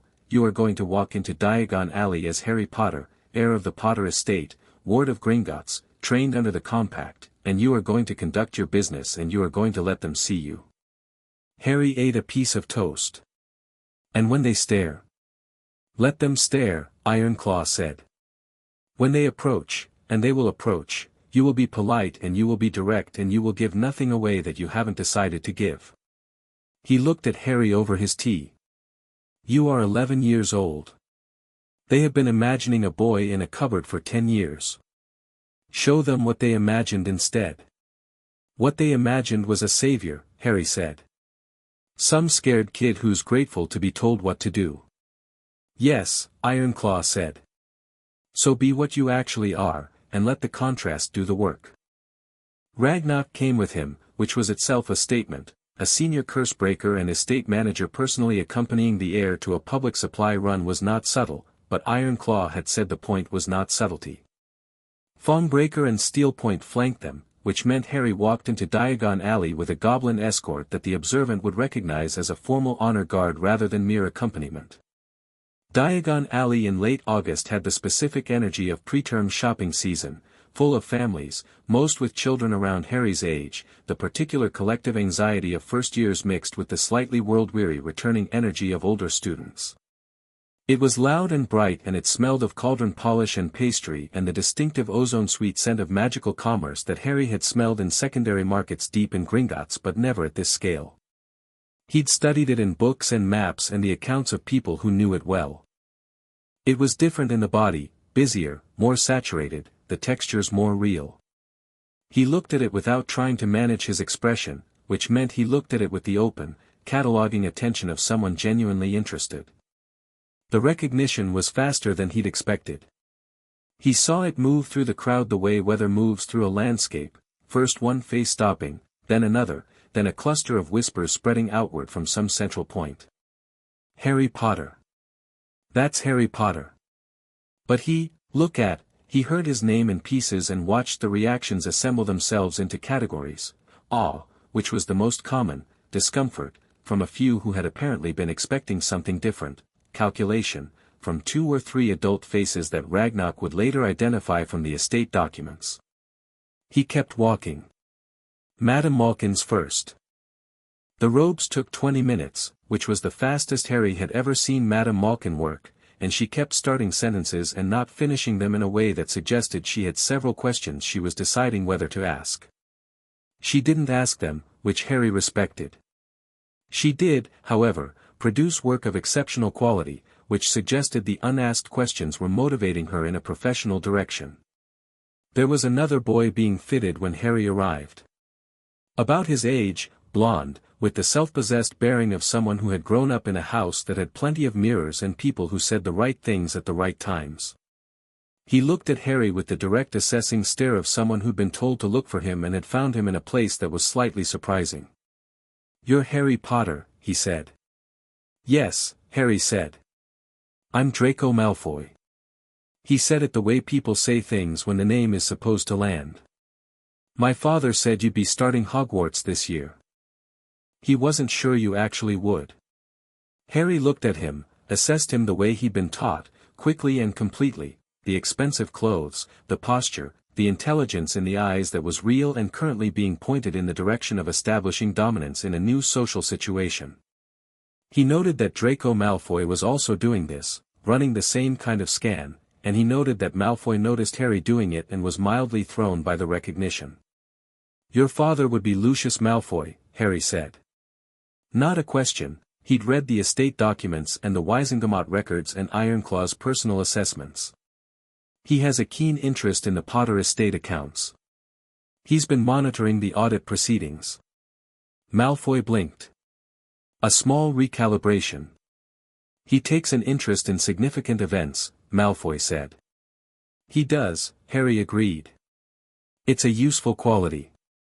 He looked at Malfoy without hostility or performance. You didn't choose your father's interests. And I don't think you're him yet. He paused.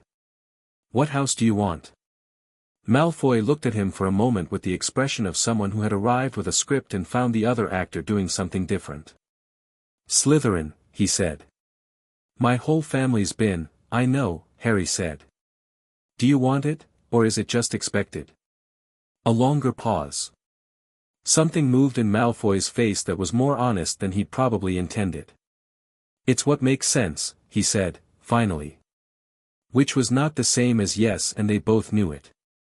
Harry nodded and turned back to Madame Malkin, who was making very small precise adjustments to his left sleeve with the focused attention of someone determined not to appear to be listening. He thought about Draco Malfoy for the rest of the fittings, the intelligence behind the performance, the genuine uncertainty underneath the certainty. He'd read Ironclaw's notes on Lucius Malfoy, which were extensive and not flattering and which established beyond any reasonable doubt that Lucius was dangerous in the particular way that brilliance in service of naked self-interest was dangerous. But the son was not the father. Not yet. Maybe not ever, depending on which direction the fork went. He filed this away with the usual careful care and moved on to Flourish and Blots. Flourish and Blots was where it happened. He'd been in there for about 15 minutes, moving methodically through the required texts and adding several that were not required but that he'd been waiting on since the restricted section access had been confirmed, when the crowd in the shop rearranged itself and a woman appeared. She was a journalist. Harry had read enough about Rita Skeeter to know her on sight, and she was moving with the professional momentum of someone who had prepared for this encounter and was very pleased about how it was going. Harry Potter, she said, with warmth that had the smooth quality of something installed rather than grown. What a delight. Rita Skeeter, Daily Prophet. Our readers have been wondering for years. I know who you are, Harry said. A fractional pause. Wonderful. Then you know I'm here to write a story about the boy who lived turning up in Diagon Alley, Harry said. Which is fine. Write the story. He turned back to the bookshelf, selected a volume on advanced ward construction, and added it to his stack. But I won't be doing an interview. Just a few questions, Skeeter said, with the particular persistence of someone who had never been told no by an 11-year-old and was not quite computing the possibility. Your fans deserve to, my fans deserve accurate journalism, Harry said, looking at her over his shoulder. Which isn't what you write. You write stories that have the shape of truth and the substance of whatever serves you best on that particular day. He found the book he was looking for, the flannel annotated metalwork collection, on the shelf precisely where Madame Pants had said it would be. If you write something false about me, Gringotts Legal will respond. You know about the Gringotts legal team. Skeeter's quick quotes quill, which had been scratching away at a notepad floating beside her, slowed noticeably. They're known to be thorough, she said, carefully. Extremely thorough, Harry agreed pleasantly. He turned with his stack of books and met her eyes with the direct, even gaze that Ragnarok had modeled for years in every high-pressure meeting Harry had been present for. Write the story. Just make it true. Skeeter looked at him. The warmth had receded to a professional residue and what was underneath it was sharper, a real intelligence, not unlike Malfoy's, currently performing a rapid recalculation. Her eyes moved to Ragnarok, who was standing near the door with the stillness of someone who has done 100 of these and knows exactly what is happening. You've been living with the Goblins, she said. Not accusatory, more like someone confirming a hypothesis. Gringotts has been my home for 6 years, Harry said. Yes. And you, she stopped. Started again. What should I tell them? The readers. They've been wondering about you for a long time. Harry thought about this for a moment. It was a genuine question, underneath the professional apparatus, and he treated it as one. Tell them I'm well, he said. Tell them I'm educated. Tell them I'm going to Hogwarts in September. He paused. And tell them that the people responsible for the last 10 years of Wizarding Britain's governance are going to be spending the next several years accounting for what they did with the power they were given. He picked up his book stack. That's the actual story, if they want it. Skeeter looked at him for a long moment. Then she looked at the notepad, where her quick quotes quill had been faithfully recording everything, and she looked at the record with an expression that was complicated, the expression of a journalist who had come for a soft feature and been handed something considerably more substantial and was trying to decide what to do with it. "You're 11 years old," she said. "I'll be 12 in July," Harry said. He paid for his books, said a polite goodbye to Madame Pants, who had appeared from nowhere to supervise the restricted section selection, and walked out into Diagon Alley where Steel Point was waiting with the afternoon light cutting gold across the cobblestones. "Well?" Fongbreaker asked, falling in beside him. "We'll see what she writes," Harry said. "She's smarter than her reputation suggests. When smart people get given a better story, they usually take it." Ragnarok said nothing. He walked beside Harry with the unhurried pace of someone who has seen this kind of thing before and finds it quietly satisfying. When they reached the Gringotts entrance, he put one hand briefly on Harry's shoulder, just for a moment, the way he never did in front of people if he could help it. "You did well," he said, very quietly, and then walked inside before Harry could respond. Harry stood in the entrance for a moment, feeling the weight of the day settling, the castle and Dumbledore this morning, the alley this afternoon, the accumulation of it. The world was bigger than the bank, and more complicated, and it was watching him with 100 different kinds of interest. He was going to walk into it in 3 weeks and live in it for 7 years and build something in it that wasn't built yet. He wasn't afraid of that. He had noticed, over years, that the things that were supposed to frighten him mostly just made him want to think harder. Ragnarok had told him once that this was either a gift or a character flaw and possibly both, and Harry had decided it didn't matter which. He went inside.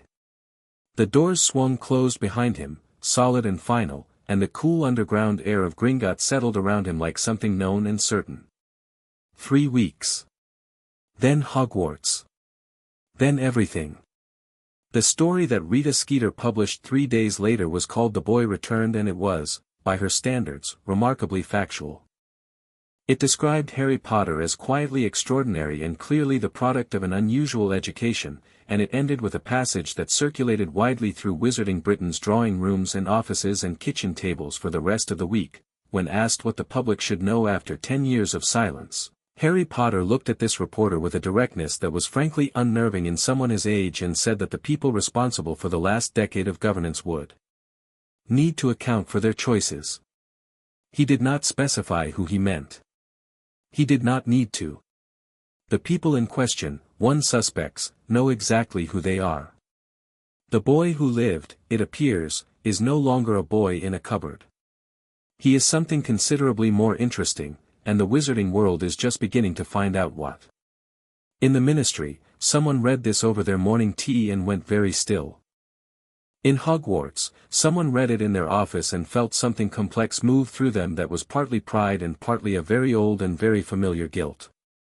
In a drawing room in Wiltshire, someone read it and immediately sent an owl to Gringotts requesting a meeting with the Potter estate management team. In Gringotts, Ironclaw read it and set it neatly in the communications file with the small precise satisfaction of a craftsman whose work is proceeding according to plan. In his room, Harry read it and found it accurate enough, set it aside, and went back to the flannel metalwork annotations, because September 1st was in 3 weeks and there were still things he needed to know before he walked through those castle doors. The one-armed toy soldier stood on his desk beside the lamp, occupying the same steady position it always had, and the light caught it in the way that light catches things that have lasted. Chapter 4, The Settlement. The Hogwarts Express left King's Cross at 11 in the morning, and Harry Potter arrived at the barrier between platforms 9 and 10 at 10:45, with a trunk that had been packed by Steel Point with the organized precision of someone who had read the supply list 3 times and then ignored the parts that were wrong, and a cage containing an owl that Harry had named Ledger, because Ragnarok had given her to him and she had the same quality of patient, implacable attention that the best accounting did. Steel Point came through the barrier with him, saw him onto the train, checked the compartment for ward integrity with 3 passes of his hand, and then stood in the corridor with the expression of someone completing a handoff. "You don't need to do that," Harry said. "I know," Steel Point said. "I'm doing it anyway." He looked at Harry with the direct stillness he always used. "The scar, if it flares or burns or does anything unusual, I tell McGonagall. I know. And if you can't reach McGonagall, then I deal with it myself and tell her after. Harry met his eyes. I've been doing ward diagnostics for 4 years. I know what the fragment feels like when it's active. I'll know if something changes. Steel Point looked at him for another moment. Then he stepped back, and did something he almost never did. He put his fist to his chest, the Goblin formal farewell, the one used between people of equal standing. Harry returned it. Steel Point walked off the train and didn't look back, because looking back was not something Steel Point did, and Harry watched him go through the window as the platform filled around him and felt the specific texture of this particular moment, the end of one thing, the beginning of another, the clean edge between them. Then the compartment door slid open and a girl came in with a very large stack of books and the purposeful energy of someone who had already planned which seat she wanted and was prepared to defend the decision academically. She stopped when she saw Harry. He was sitting with 3 books open simultaneously on the bench beside him, cross-referencing something in the flannel annotations, and he looked up. "Sorry," she said, not sounding sorry at all, sounding more like someone managing the social formality while continuing to evaluate the situation. "Are the other seats free?" Harry said. "Come in." She came in, stacked her books with practiced efficiency, placed her cat carrier, containing an enormous orange cat who looked at Harry with the specific disdain of a creature that had assessed the situation and found it adequate, on the rack above, and sat down across from him. "Hermione Granger," she said.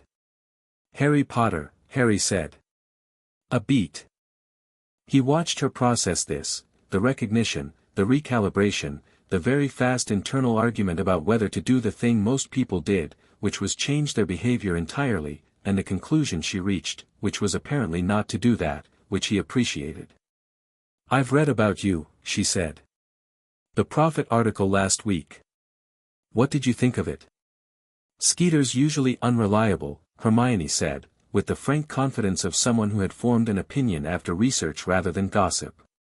But that piece felt different. More factual. She looked at the books beside him. "Are those Flamel's metalwork annotations? The actual Flamel annotations? Those are supposed to be in Gringotts." "They are in Gringotts," Harry said. "I have permission." Hermione looked at the books with an expression that Harry recognized because it was roughly the expression he made when something was both impressive and also generating approximately 15 follow-up questions. "They're not on any Hogwarts reading list," she said. "No," Harry agreed. "Are you going to ask why I have them or why they're not on the list?" "Both, eventually," Hermione said, with the cheerful precision of someone organizing a queue. "Are you a first year?" "Yes." "Do you know what house you want?" Harry considered her. She was nervous, not visibly, but in the slight overemphasis of certain words and the way she was sitting with the controlled posture of someone who had been told they talked too much and was monitoring themselves. She was also, clearly, extremely intelligent and had the specific quality of someone who had read everything and met very few people who could talk to her at the same register. She'd come in looking for a place to sit and was recalibrating this compartment as something more interesting than that. "I don't know yet," he said honestly. "What about you?" "Gryffindor," Hermione said, with the certainty of someone who had found this answer in a book and confirmed it against several secondary sources. "Based on the Founder's criteria and my own," she paused, caught herself. "You probably don't want a full analysis." "I'd actually like one," Harry said. She looked at him as though checking for sarcasm, found none, and produced the full analysis, which was detailed and well-reasoned and took about 4 minutes. Harry listened with the attention he gave to things that interested him, which was complete, and at the end he said, "Your analysis of Gryffindor versus Ravenclaw for your sorting is more about where you want to be than which house you'd actually be sorted into. Do you know why you want Gryffindor rather than Ravenclaw?" Hermione opened her mouth. Closed it. Opened it again. I hadn't, she stopped. "Because Ravenclaw feels like being put somewhere for what I can do rather than who I am," she said, slowly, like something surfacing. "And I've had enough of that." Harry nodded. He understood that completely. He went back to his flannel and Hermione opened her own book, A History of Magic, Bathilda Bagshot, a copy so well read it had a cracked spine and penciled margin notes in a handwriting that Harry recognized as hers before she'd had it open for 30 seconds. They sat in comfortable parallel reading for a while. Then the compartment door opened again, and a round-faced boy looked in with the expression of someone who had checked 7 other compartments and was running out of options. "Sorry, is there room? I've lost my toad. His name's Trevor. I don't suppose you've seen." "I haven't," Harry said. "Come in. We'll help you look once the train moves. Trevor will come back when he's hungry." The round-faced boy looked at him with a gratitude that was disproportionate to the offer, which Harry understood meant the toad was less about Trevor and more about having something go wrong at the start of something important. He came in and sat down and introduced himself as Neville Longbottom in a voice that prepared itself for a reaction Harry didn't have. Harry knew who Neville Longbottom was. He'd been in the documents since Harry was 8, the other child in Dumbledore's prophecy calculations, the boy whose parents had been tortured to insanity in the same war that had taken Harry's parents, the one who lived with his grandmother and had been quietly eclipsed by a destiny that chose the wrong boy according to certain readings of the text. He looked at Neville and saw a boy who expected things to go poorly for him and had organized his life around managing that expectation with a quiet dignity that most people mistook for incompetence. "Neville Longbottom," Harry said. "Your parents are Frank and Alice Longbottom. They were Aurors. They were tortured by Bellatrix Lestrange and are currently at St. Mungo's." Neville went very still. The usual social wince, the bracing for pity or the performance of comfortable ignorance that people usually didn't come, because what Harry had done wasn't that. "You know about them," Neville said. "They're in the historical record," Harry said. "My estate documents from the late war period reference them. Your father was one of the best Aurors in Britain." He held Neville's gaze steadily. "I think people forget to say that part." Something happened in Neville's face. It was not dramatic, it was the quiet, structural thing that happens when something that has been braced for a long time is unexpectedly not needed. His shoulders changed. His chin came up slightly. "Gran doesn't talk about them much," he said. "She says it's better to focus forward." "She's wrong about that," Hermione said, without looking up from her book, and then looked up immediately. "Sorry. That was rude." "No, it wasn't," Neville said, with a small surprised honesty. "She is." They found Trevor under Harry's seat, apparently having entered through the gap under the compartment door with the dedicated purpose of a creature that goes where it wants. Neville took him back with relief and settled in, and the 3 of them traveled north through the slowly darkening afternoon, talking and reading and doing the early, tentative work of finding out if the other people were people you could actually talk to, which Harry had read about in books but not personally experienced with anyone his age, and which turned out to feel approximately the way books had suggested it might. The Great Hall at night was something the documents had not prepared him for. He'd read the architectural history and he'd seen the paintings and he had a reasonable theoretical model of the space, but being in it was different, the ceiling doing the thing it did with the stars, the candles floating at the specific height that made the space feel both enormous and contained. For long tables of students stretching toward the high table where the staff sat with the particular formal informality of people who ate in public every day and had forgotten it was unusual. He walked in with the first years, aware of being looked at from every direction, and kept his attention moving, cataloging, assessing, building the map that Ironclaw had told him to build, the real one underneath the official one. He found Dumbledore at the center of the high table with a blue gaze that was doing its multiple things and landing periodically on Harry with the specific quality of attention that was not surveillance but something closer to hope.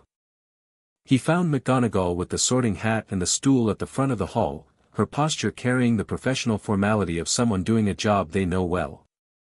He found several staff members whose names he knew from documents and whose faces were now being filed against those names: Sprout, round and soil-stained and worn; Snape, pale and precise and watching Harry with an intensity that was separate from everyone else's and which Harry read as deeply personal. Snape. Severus Snape. His file was extensive and complicated, and Harry had spent considerable time on it, because complicated things usually mattered. He filed Snape under ongoing assessment and looked forward. The sorting was alphabetical, which meant Harry watched a run of students go before him. Hermione went to Gryffindor with the hat barely touching her head, with a satisfaction in her posture that was quickly managed into composure. Neville went to Gryffindor after a pause that Harry watched and read as a conversation. Potter, Harry. The hall went quiet in the specific way of a room of 300 people all doing the same thing at once. Harry walked to the stool, sat down, and the hat dropped over his eyes. Darkness. And then a voice, old, papery, amused. Well, said the sorting hat. This is new. Is it? Harry thought back. Most students come in hoping. You came in evaluating. A pause. Your mind is extraordinary. I've been doing this for 1,000 years and I find it professionally interesting. Thank you. Which house? That's what I'm here to determine. A ruminative pause. You have the qualities of all four, which I see more than people think. But distribution matters. Another pause. You have the ambition of Slytherin and the cunning to use it. The intelligence and love of learning that Ravenclaw prizes. The loyalty of Hufflepuff, fierce and deep, directed at very few people. And the courage, a longer pause. Your courage isn't the fearless kind. It's the kind that calculates the cost and pays it anyway. That's rarer.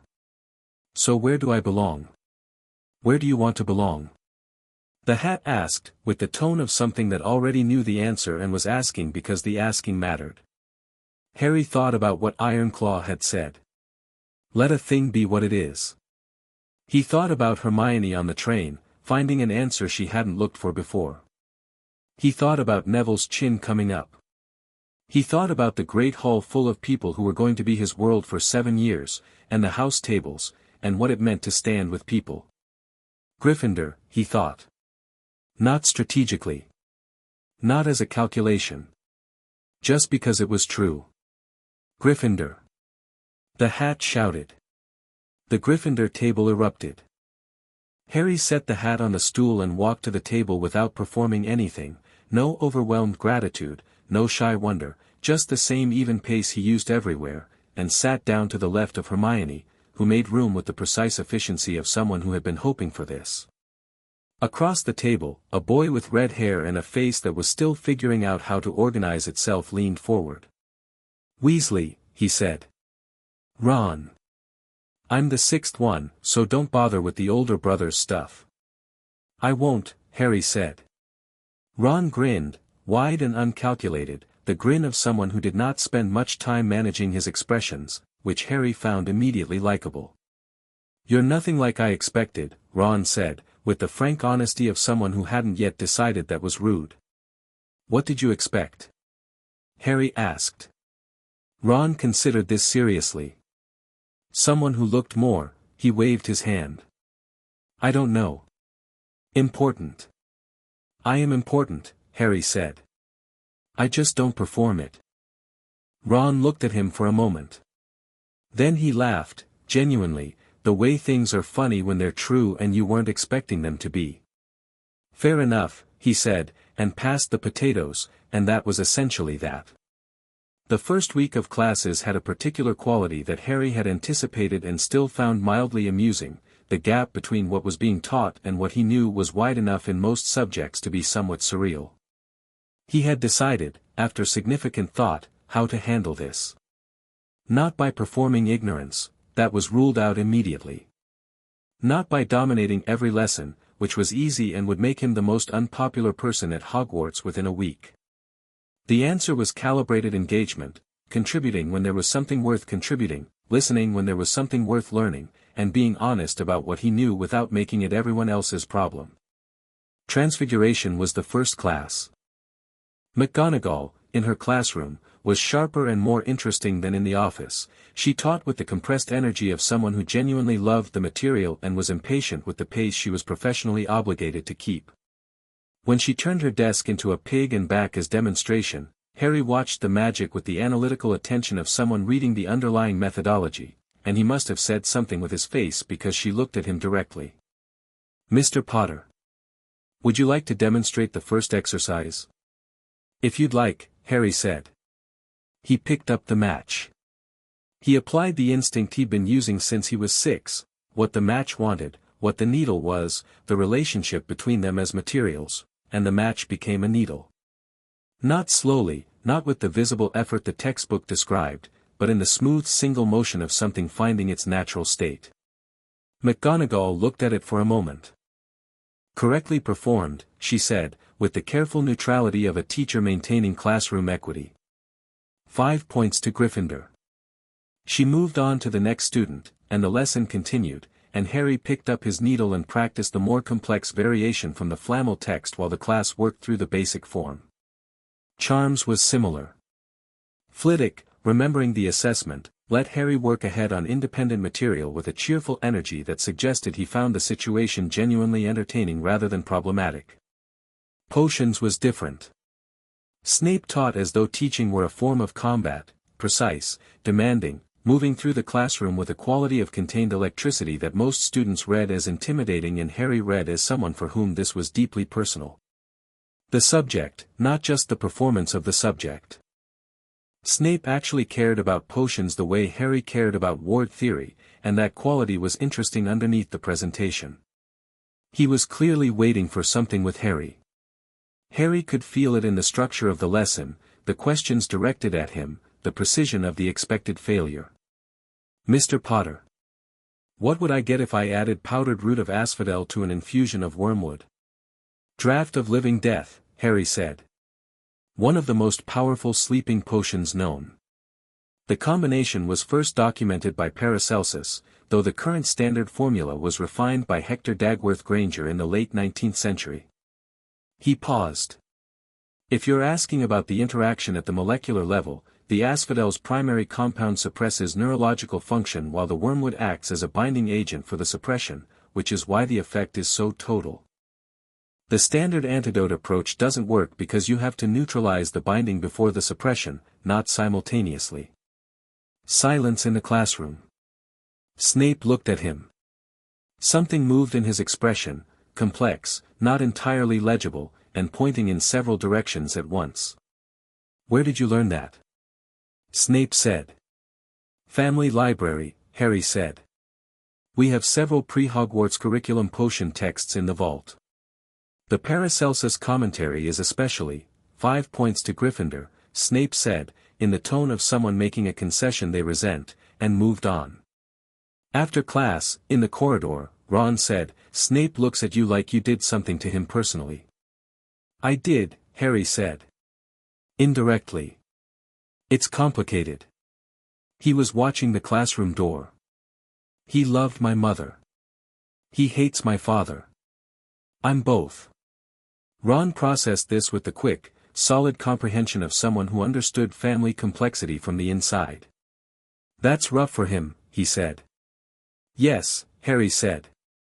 "I think it is."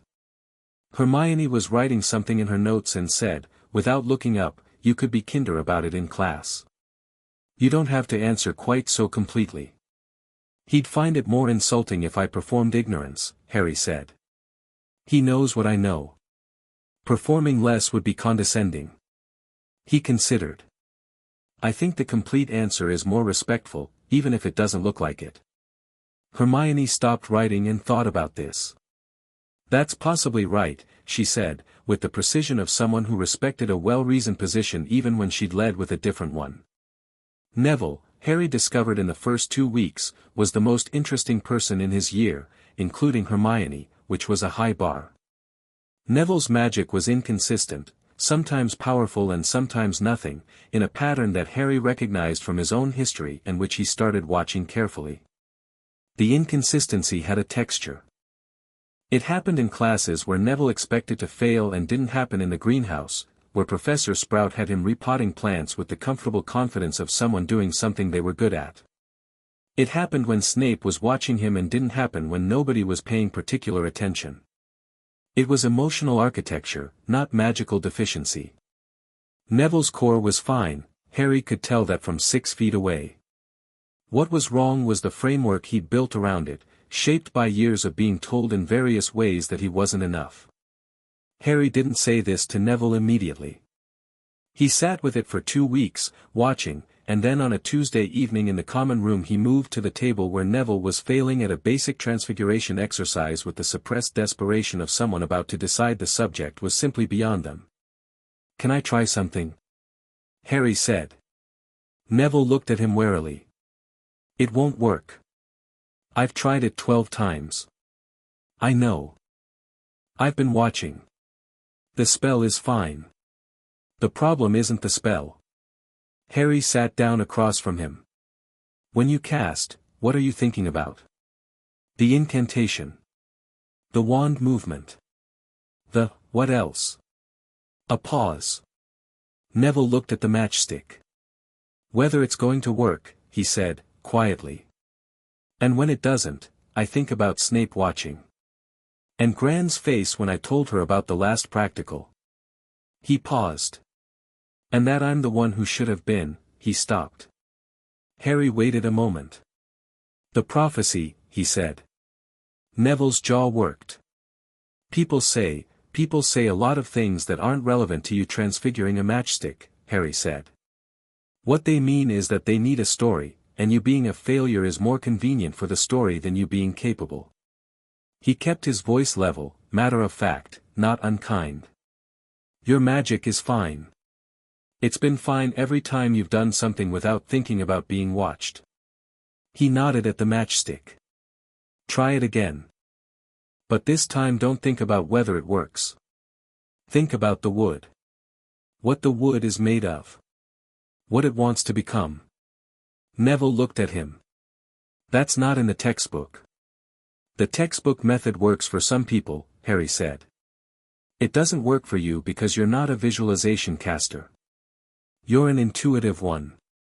The standard method requires you to impose your will on the material. Intuitive casting requires you to negotiate with it."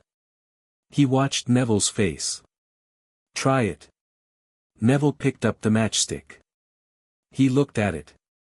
Harry watched him very carefully, watched the moment when Neville stopped thinking about the lesson and started thinking about the wood, saw it in the slight relaxation of his grip, the change in his eyes.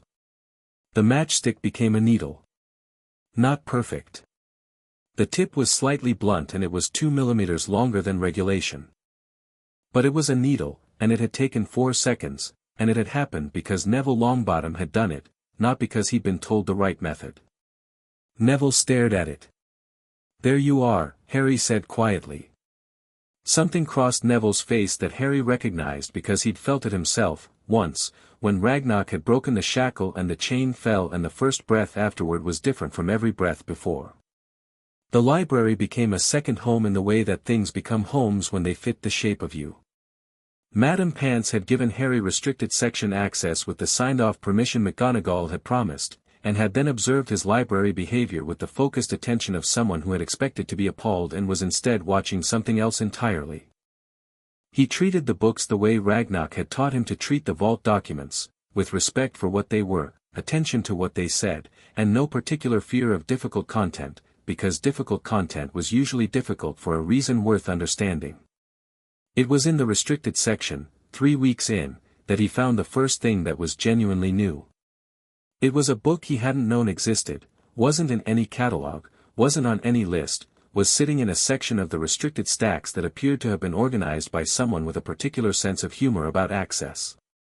The title was in a script that was partly Goblin and partly something older, and Harry could read enough of it to know the subject was curse-breaking at the foundational level, the kind of work that had to do with soul magic, fragment removal, the specific and dangerous territory of objects and people that had been made into vessels for things that should have stayed whole. His scar hummed, faintly, when he picked it up. He read it at the library table for 2 hours, through dinner, making careful notes in the margin of his own parchment rather than on the book because the book was not his. What he found confirmed what he'd known since Ragnarok had told him at age 5, the fragment was there, real, identifiable, but extended it in ways he hadn't expected. The extraction method described was different from anything in the Goblin records. More complex, more dangerous, but also more precise. And it required something that he hadn't known was a variable, the willing participation of the fragment's owner. Voldemort would need to cooperate, and Voldemort, according to every account Harry had read, was not available for cooperation. Unless he wasn't entirely gone. Unless the fragment was still connected. Harry put the book back exactly where he'd found it, walked back to the Gryffindor common room, and sat in the chair closest to the fire with his notes in his hands. Hermione was nearby, doing Charm's homework with the focused speed of someone for whom homework was not a burden but a minimum. Ron was playing chess against himself with the easy competence of someone who thought spatially without effort. Neither of them noticed his expression immediately. Hermione noticed first, because she noticed everything. "What?" she said. "Not a question." "Something I found in the restricted section," Harry said. "I need to think about it." "Do you want to think about it out loud?" Harry considered. He'd been thinking about things out loud with Ragnarok for 6 years and had learned that the process of explaining a thing was frequently how you understood it. "Yes," he said. Hermione set her homework aside, which was a significant gesture that Harry understood as such. Ron set the chess pieces down. They both looked at him. He explained what he'd found. Not all of it, he kept the most sensitive technical elements back, partly from caution and partly because there were things they didn't have the background to evaluate yet. But the core of it, the fragment, the scar, the extraction problem. When he finished, Hermione was quiet for a moment with the specific stillness of someone organizing a large amount of information rapidly. Ron was looking at him with an expression that had moved from his usual directness into something more serious. "The fragment is in your scar," Ron said. "Yes. And it's been there since you were a baby. Since October 31st, 1981, as best as I can date it." Ron processed this. "That's got to be well and truly annoying," he said, with the matter-of-fact practicality of someone who had decided that the useful response to a disturbing fact was to treat it as a problem rather than a horror. Harry looked at him for a moment. "That is actually the most useful way anyone has described it," he said. "Can Gringotts remove it?" Hermione asked. "They think they can, when my core has fully healed. The method in that book is different from theirs, more precise but more dangerous. The Gringotts method is safer but may leave residual scarring in the core architecture." Harry looked at his notes. "I'm going to need both sets of information to figure out which is right. When is your core expected to be healed?" Hermione asked. "Bone Grip thinks fully healed by my 2nd or 3rd year," Harry said. She was conservative. "I think it's closer to 2nd year." He looked at the fire. "We have time."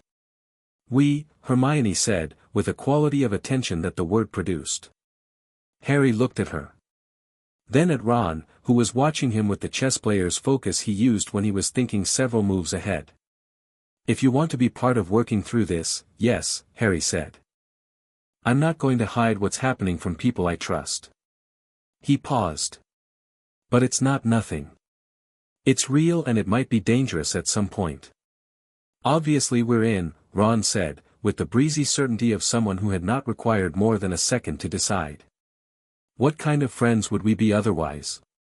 Hermione said, "I want to read the book." "I'll ask Madame Pants," Harry said. They sat by the fire as the common room filled around them with the noise and energy of an evening in a house full of people who were becoming, slowly, something to each other. Harry looked at the fire and thought about Ragnarok, who was in the bank and who he'd written to 3 times already this week and who had written back each time with the same compressed precision he used for everything, which was its own form of constancy.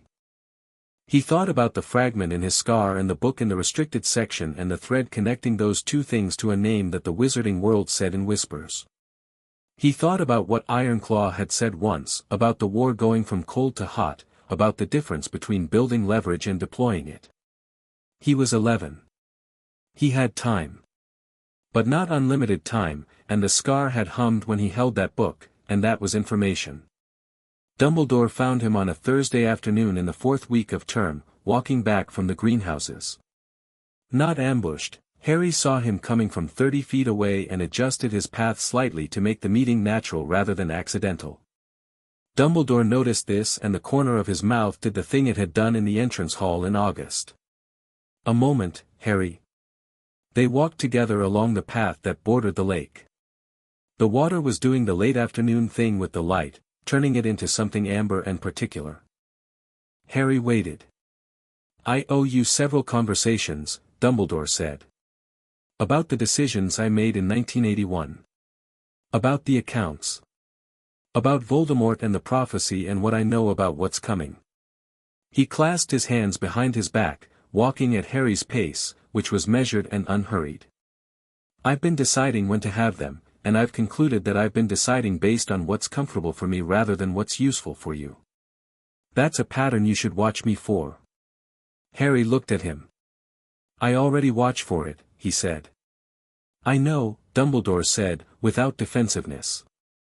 "You watch for it in everyone. It's an appropriate habit given your history."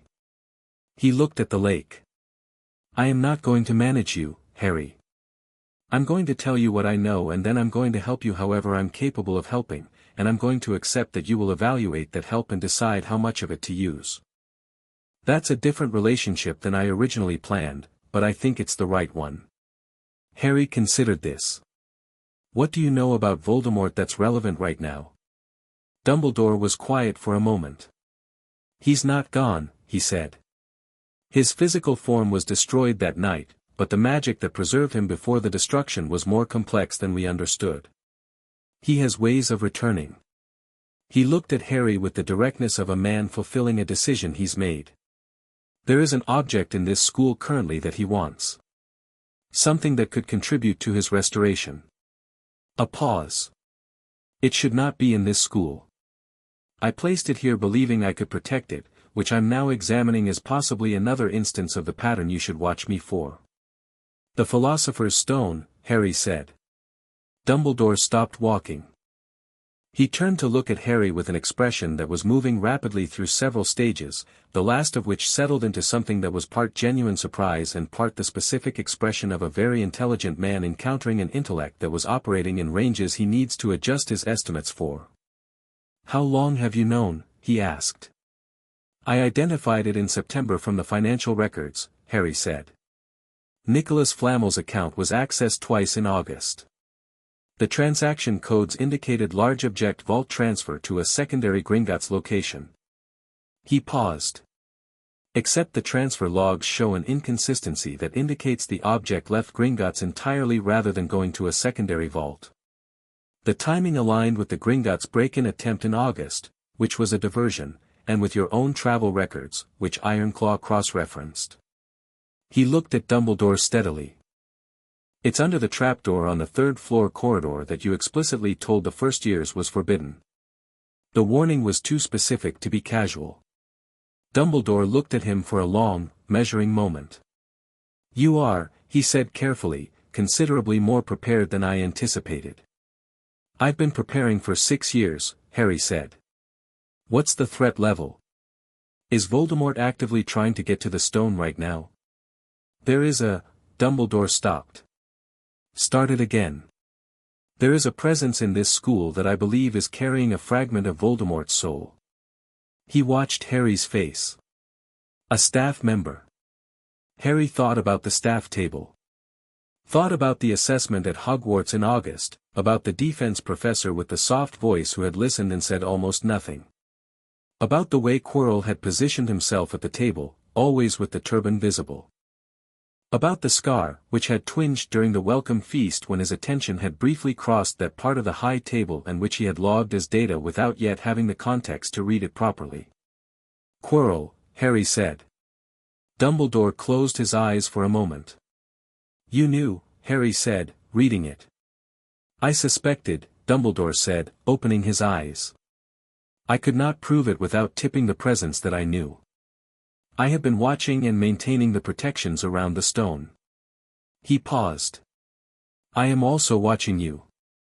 "I know," Harry said. "I know about the invisibility cloak." "My father's." Dumbledore was quiet. "It's in your office," Harry said. It's been in your office since 1981 when you took it from James. He kept his voice even. I want it back. It's mine. A very long silence. The lake did its amber thing with the fading light, and a giant squid tentacle broke the surface briefly and disappeared. Yes, Dumbledore said. It is. He looked at Harry with the expression of a man settling a debt. You'll have it this week. Thank you, Harry said.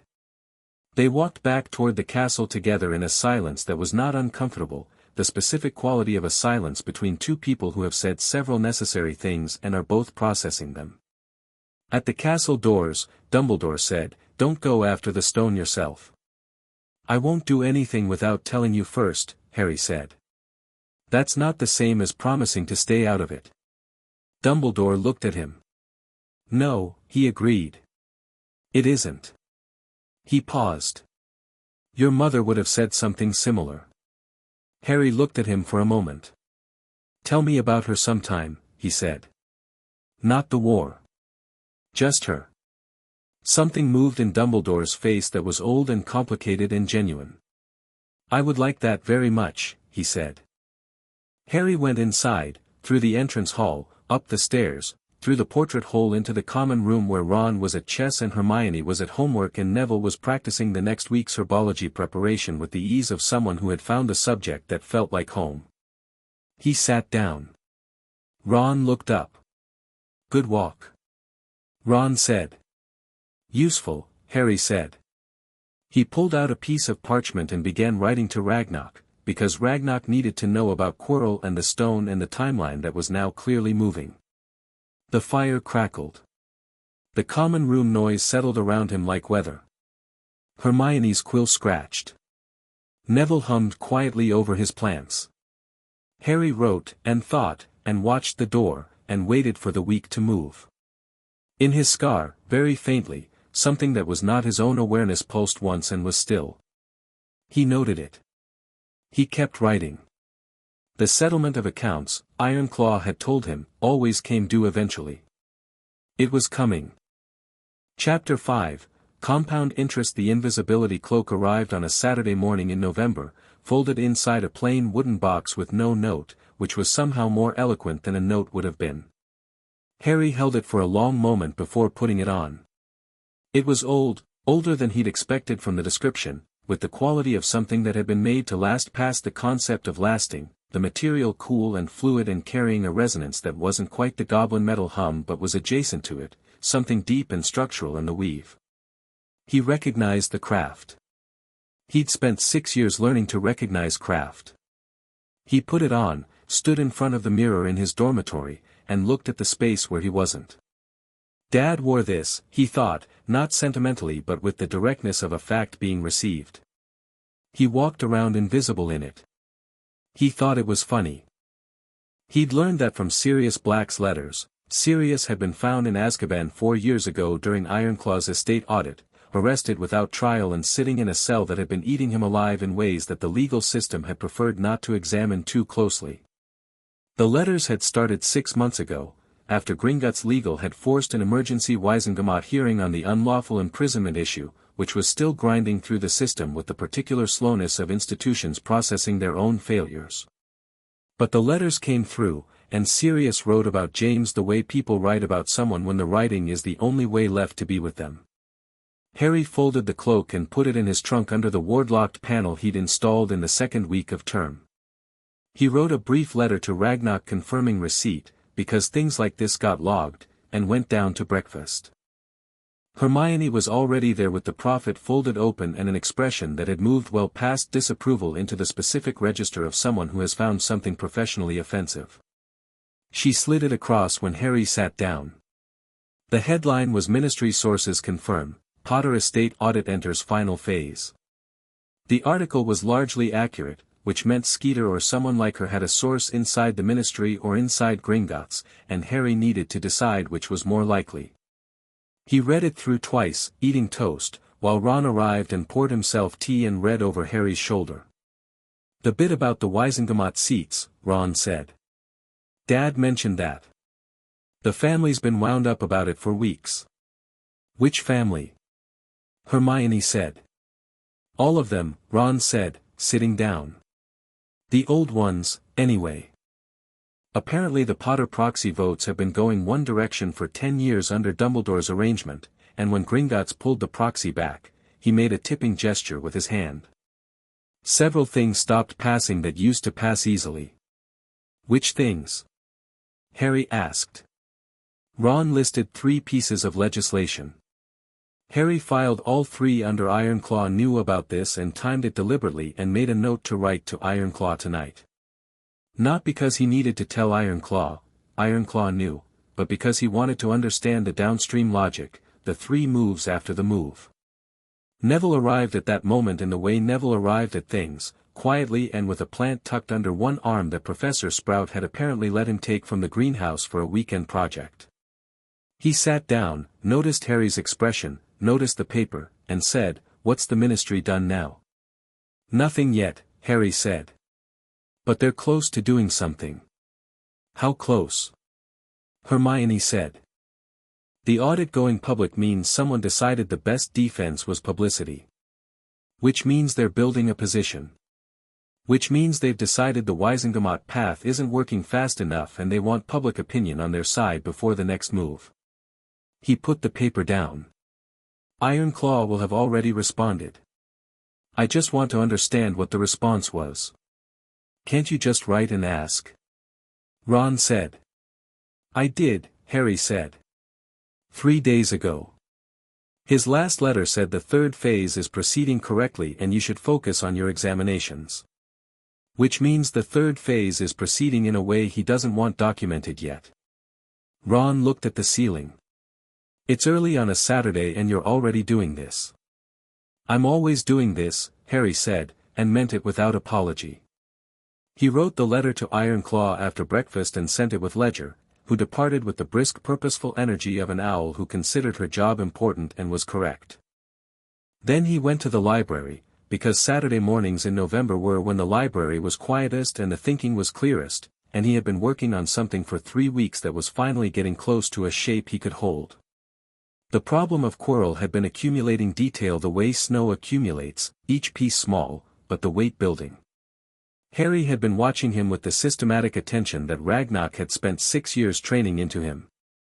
He watched the way Quirrell moved through corridors, always slightly oriented away from Harry, in the manner of something trying to avoid a signal it found unpleasant, which was itself information because the scar confirmed it, twinged faintly whenever they were close in a way that distinguished itself from background magical noise. He watched Quirrell's defense lessons, which were structured badly, not because Quirrell was unintelligent but because the lesson plans were designed to seem inadequate, staged incompetence, and that required considerably more effort than genuine teaching. He watched Quirrell at meals, at staff meetings visible from the corridor, in the brief unguarded moments when the performance had to rest. The turban was the center of it. Not a cultural choice, the specific weight of the enchantment on it was readable if you knew what you were reading. Harry had spent 2 evenings with the curse-breaking texts confirming the resonance pattern, and what he found was consistent with a containment ward. Something pressed against the back of Quirrell's skull, held in place by layers of magic that were straining slightly, the faint crack in a dam wall, the hairline fracture you only see because you're looking. He wrote this up in full and sent it to Ragnarok on a Thursday night in November. Ragnarok's response came back by Friday afternoon, 3 tight paragraphs in the compressed analytical style that meant he'd read it 4 times before writing back. Your identification is consistent with fragment hosting signatures recorded in the 1483 Razorclaw case study. The containment ward is temporary and degrading. Timeline uncertain, could be weeks, more likely months. The stone accelerates the timeline if accessed. Do not approach Quirrell directly.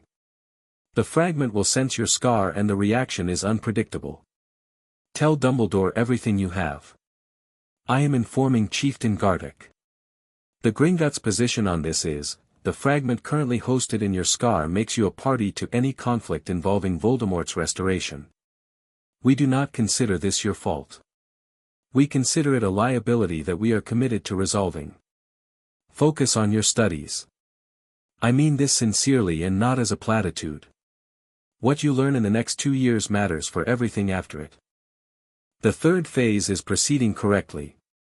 You don't need the details yet. Harry read it twice. He wrote back a single line, understood. I'll talk to Dumbledore Monday. And I know you mean the studies part sincerely, which is why I'm ignoring the implied instruction to stop paying attention to everything else. He could picture Ragnarok's expression exactly. He sent the letter and went to find Dumbledore. Dumbledore listened to everything Harry had without interrupting once.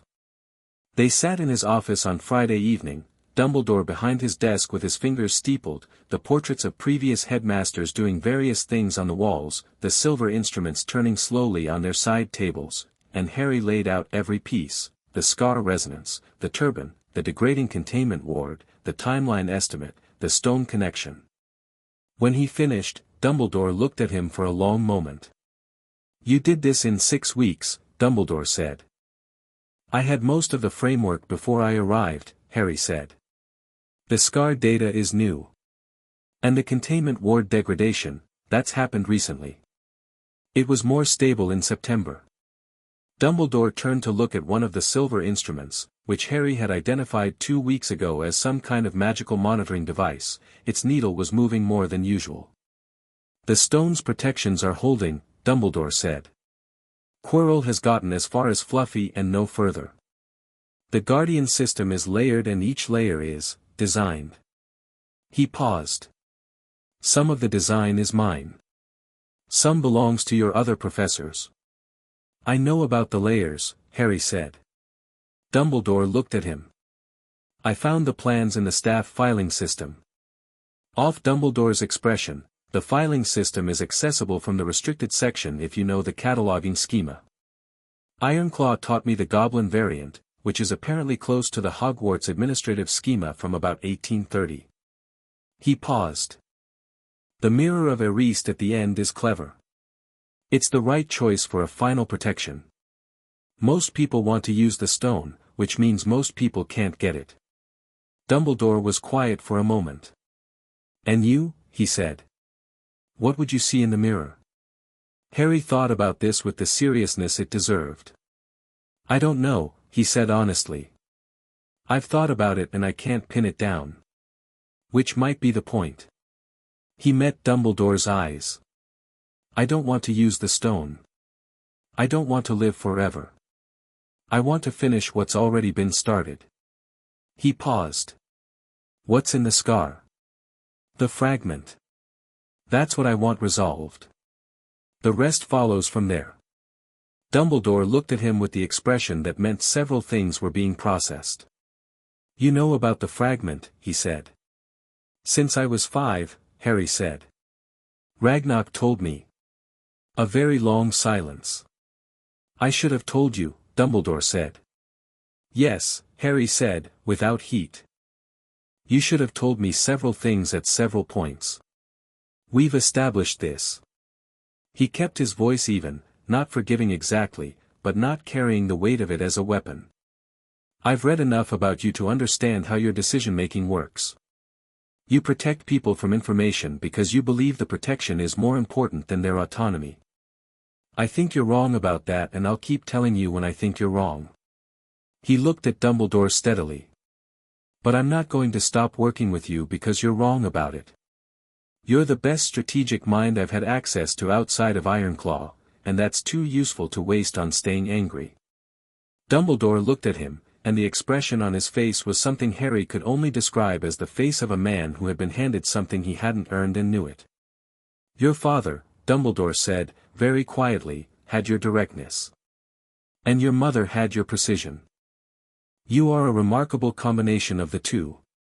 Tell me more about them, Harry said. Later. When this is settled. When this is settled, Dumbledore agreed, like a promise. December arrived with cold and the pre-holiday energy of a school thinning out as students went home for Christmas. Ron invited Harry to the Burrow, which Harry thought about genuinely and declined with the explanation that he was going to Gringotts, which was true. Ragnarok had requested his presence for a Phase 3 briefing that Ironclaw had apparently decided he was ready for, and that wasn't something Harry would skip for any social occasion. Hermione went home to her parents. Neville went to his grandmother. Ron went to the burrow with an invitation to Harry left open in case he changed his mind, which Harry found warm enough to keep him company on the train back to London. The Gringotts Christmas was not like the human Christmas. No tree, no tinsel, no particular nostalgia for it. There was food, good food, the deep underground kind that was rich and warming and produced by Goblin cooks who regarded the whole enterprise as a serious craft, and there were the year-end account reviews, which were their own kind of ceremony, and there was the specific quality of the bank at low season, fewer people, the usual hum of activity muted to something more personal. Harry sat in the Phase 3 briefing on the 23rd of December and understood, for the first time, the full architecture of what Ironclaw had been building. It was not a financial campaign anymore. It had been one in the first years, clean, precise, the calling of debts and the repositioning of assets. But it had evolved. What Ironclaw was now operating was a comprehensive repositioning of institutional power, not just economic but political, social, reputational. The Wisengamot seats. The supply chain dependencies. The educational funding streams that ran through Gringotts managed instruments and which, at Ironclaw's direction, had been quietly restructured to flow differently. The ministry's pension management arrangement, which had been an informal Gringotts function for 60 years and which Ironclaw had recently proposed formalizing, and the formalization proposal had 17 conditions attached to it, and each condition was an inch of institutional leverage that hadn't existed before. "You're not just calling debts," Harry said, standing at the map wall in the strategy room, his side of it now considerably more sophisticated than it had been in August, connected to Ironclaw's side with a series of cross-reference notations that had developed over months of ongoing conversation. "You're redesigning the load-bearing structure." "Yes," Ironclaw said. "So when you do call the debts, the big ones, the ones you haven't moved on yet, the structure that would normally absorb the shock has already been repositioned." Harry traced the connections. They can't fall back on their usual mechanisms because the usual mechanisms are already under different management. "Correct. How long does this phase take?" 3 more years for full effect," Ironclaw said. "But the critical leverage points are already in place. The next 18 months determines whether the structure holds." Harry looked at the map. "What destabilizes it?" Ironclaw pointed to 3 nodes on his side of the wall. "Voldemort's return, in any significant form. A Ministry Wisengamot coalition that moves faster than our legal protection can absorb. Or," he pointed to the 3rd node. "Internal Gringotts descent that reaches the chieftain level." "Is the 3rd one real?" "Less than it was a year ago," Ironclaw said. "You have been useful in that regard. Simply by existing in the way you exist." Several of the senior staff who were skeptical have revised their position. He said this without warmth, which was the highest form of compliment he offered. "But it requires maintenance." Harry nodded. He thought about Quirrell and the degrading containment ward and the stone at the end of the corridor and the timeline estimate in Ragnarok's letter. 3 years for Ironclaw's plan to reach full effect. Months, possibly, before the stone situation reached a critical point. "If Voldemort returns," Harry said, "what happens to the campaign?" Ironclaw was quiet for a moment. "It depends on the form of the return," he said. "A fragmentary return, a possession, a temporary manifestation, the campaign can absorb. A full restoration," he looked at the map. "A full restoration changes the political landscape completely. The ministry would move to war footing. Emergency powers. The kind of institutional environment in which contracts are suspended and martial considerations override financial ones." He paused. "We would lose significant ground. So preventing the restoration is financially strategic," Harry said. "It is also," Ironclaw said dryly, "personally strategic, given what we know about the fragment in your scar and Voldemort's apparent interest in you." He looked at Harry. "I note these things not because I think you need the motivation but because I find it useful to establish that your personal interests and the bank's interests are aligned." "They usually are," Harry said. "Yes," Ironclaw said. "I planned it that way." Harry looked at him. Ironclaw looked back with the expression of someone who has said something true and doesn't intend to elaborate on the feeling behind it. Harry went back to reading the map. He was back at Hogwarts in January with the term, and something had changed in Quirrell. He felt it the first day back in the defense against the dark arts corridor. The scar's signal was sharper, not painful, not yet, but distinct in the way a sound becomes distinct when the background noise drops. The containment ward was deteriorating faster. He wrote to Ragnarok that evening and received a response by morning, accelerating. Weeks now, not months. Stay alert. Do not engage alone. He brought Hermione and Ron into the full picture that week, in the Gryffindor common room after everyone else had gone to bed. Not all the technical detail, there were things that required context they didn't have, but the operational reality. Quirrell was Voldemort's current host, the stone was the target, the timeline had shortened. Hermione received it with the organized calm of someone converting alarm into problem-solving. Ron received it with the matter-of-fact directness that Harry had come to rely on. Right, Ron said. So what do we do? We watch, Harry said. We document. We tell Dumbledore everything the moment something changes. He paused. And we know the protection system. In case it comes to that. You're not going to promise to stay out of it, Hermione said, reading his face. No, Harry said. Neither are we, Hermione said, with a firmness that didn't allow debate. Ron nodded, as though this had been decided before anyone spoke, which for him it probably had. The weeks that followed had the specific quality of a situation developing, not visibly, not in any way most of the school could see, but in the particular frequency of attention that Harry had learned from Ragnarok to maintain without letting it consume everything else. He went to classes. He worked through the Flammel annotations and the advanced charms material with Flitwick. He spent time with Neville in the greenhouse, where Neville moved with a confident ease that had been growing steadily since the matchstick and needle evening and which was increasingly obvious to everyone except Snape, whose opinion of Neville appeared to be a fixed structure that new data would not be permitted to revise. He played his first Quidditch match in November, an experience he had not particularly planned for but which turned out to be extraordinary in the physical way that things are extraordinary when they engage the body rather than the mind, the broom responsive to instinct in a way that was different from any magic he'd practiced. The air and the speed and the snitch's erratic quicksilver movements suddenly directly in front of him and his hand closing around it with the reflexive precision of someone whose body understood things his brain was still catching up to. The stadium had made a sound when he caught it. Not polite applause, the specific large noise of 300 people surprised at once. He came down from the broom holding the snitch and looked at it in his palm and felt something simple and uncomplicated that didn't require analysis. He sent Ragnarok a letter about it. Ragnarok's response was brief, good. You needed something that was just yours. The Quidditch results have also improved the Potter estate's position in the broom component negotiations. Coincidental benefit. Harry had laughed at that one. Actually laughed, sitting on his bed at 11 on a Saturday night, which felt good in the way things feel when they arrive unexpectedly. The night it happened was a Tuesday in June. Harry woke at 2 in the morning with the scar burning, not the faint familiar signal but a proper pain, sharp and specific, like a line of fire drawn along the bolt of lightning. He was out of bed before the sleep had fully cleared, already reading the sensation the way Ragnarok had trained him to read everything. What is this telling me? What is its direction? What does it mean? It meant Quirrell was moving. He had the cloak from under the ward panel in 30 seconds.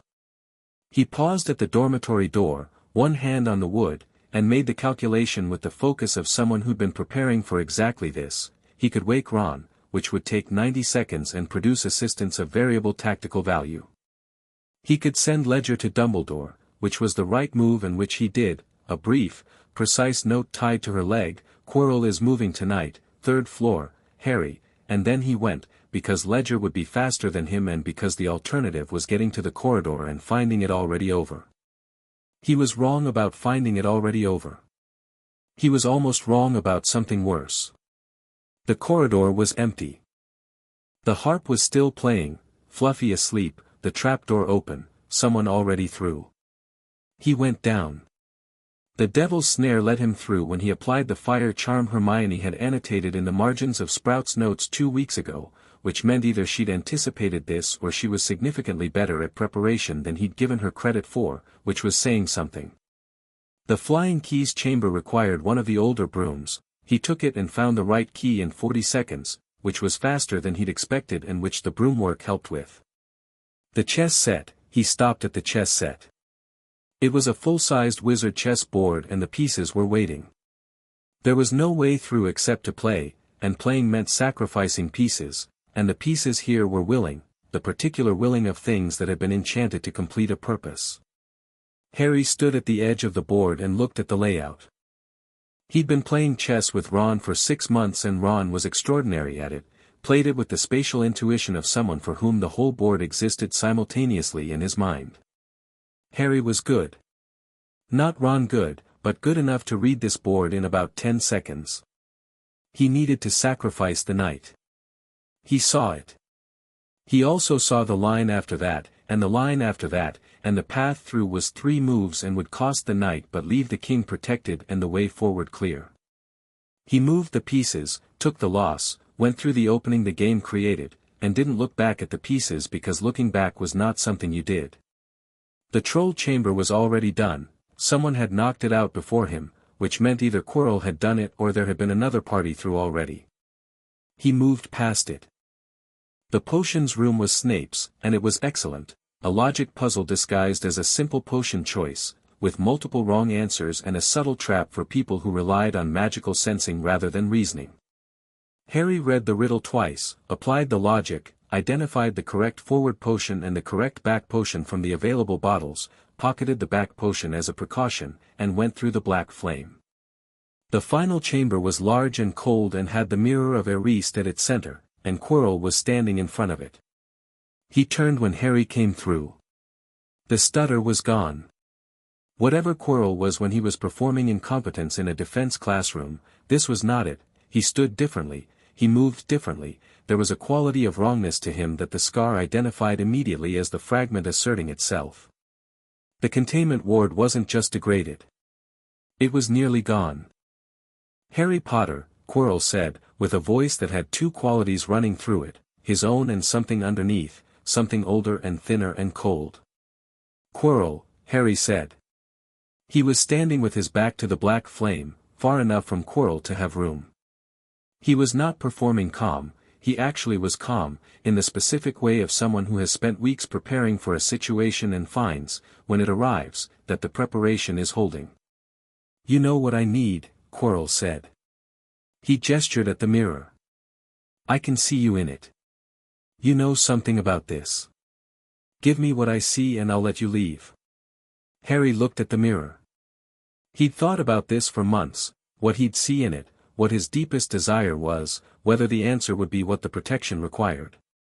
He understood the mechanism now. The stone would only appear to someone who wanted to find it but not use it, who looked in the mirror with the sincere desire to simply have it safe. He walked to the mirror. He didn't perform the walk.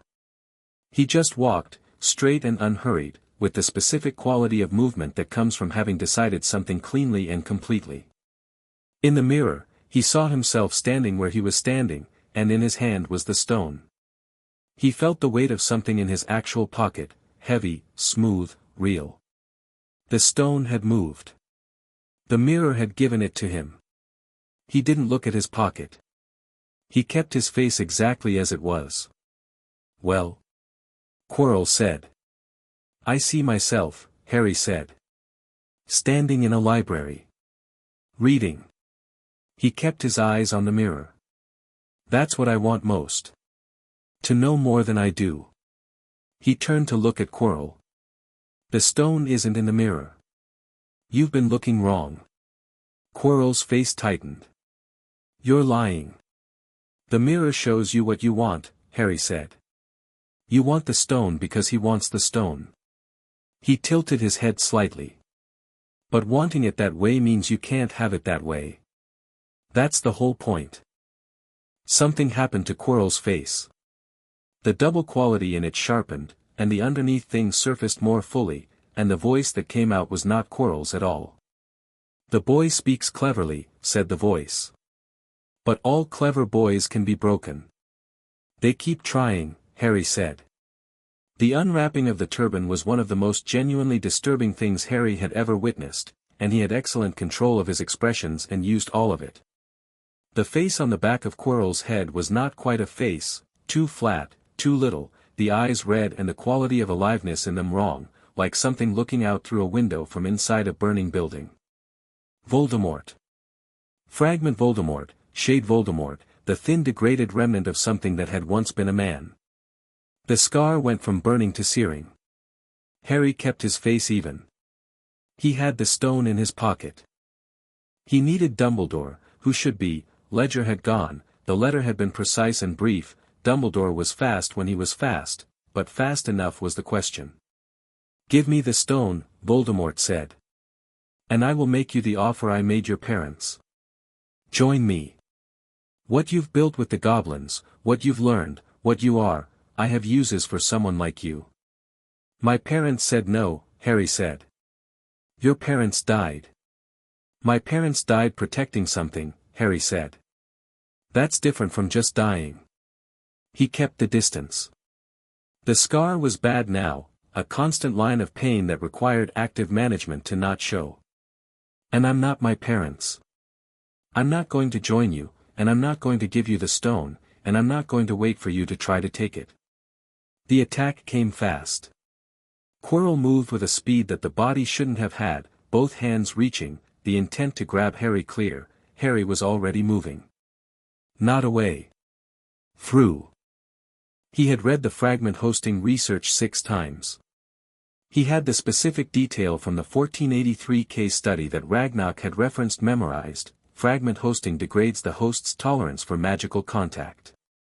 Any significant magical discharge through direct contact creates resonance feedback between the hosting matrix and the contacting magical source. In the case of a pure magical contact, particularly one where the contacting source carries its own fragment, the feedback is catastrophic for the hosting matrix. Harry's hands closed on Quirrell's wrists.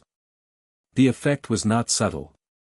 The pain went both directions, outward from the scar, inward from the contact points, meeting in the middle in a way that felt like 2 electrical currents finding their path through him.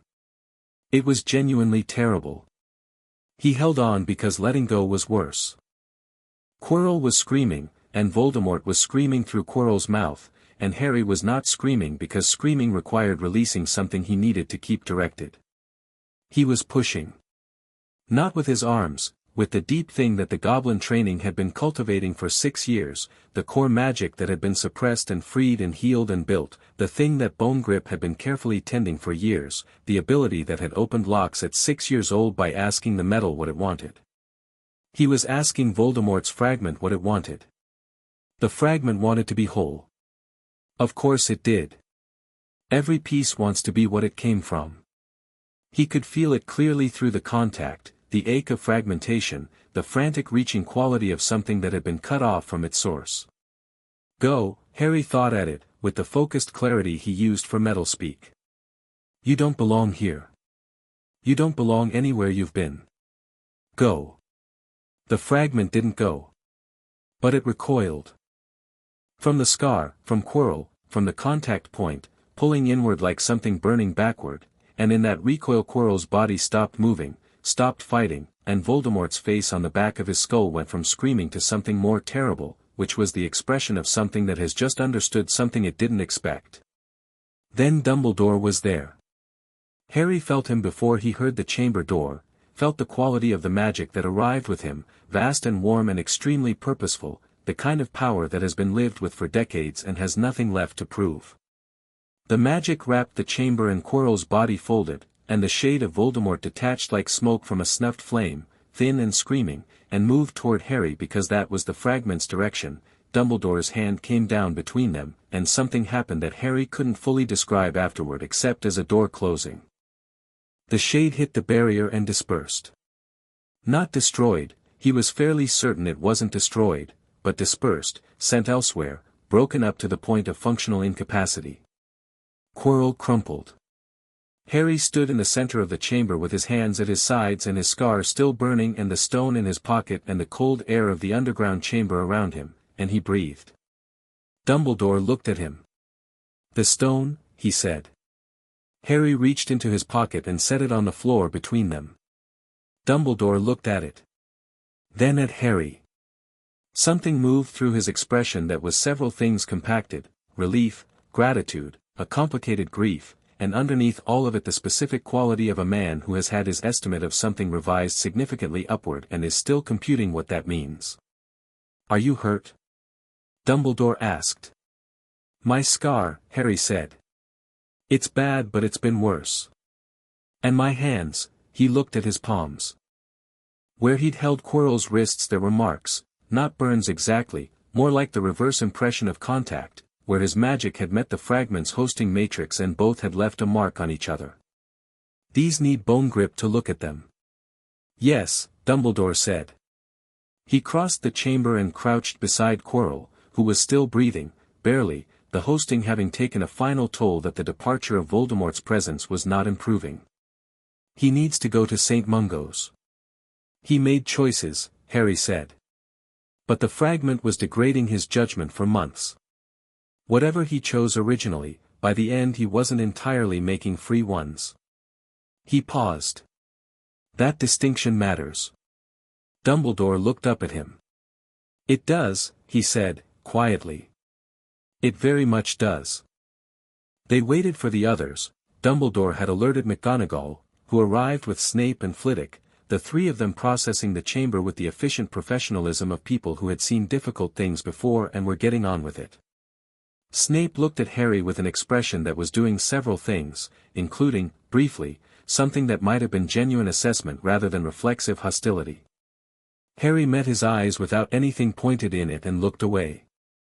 McGonagall's expression when she looked at Harry was the expression of a woman who had made a professional judgment about a student at an assessment meeting in August and was now observing the data suggesting she had still underestimated. "Mr. Potter," she said. "Are you?" "Fine," Harry said.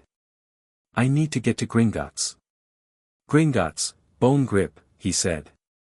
"She needs to look at the scar and the marks on my hands." He looked at McGonagall steadily. "I'd like to go tonight."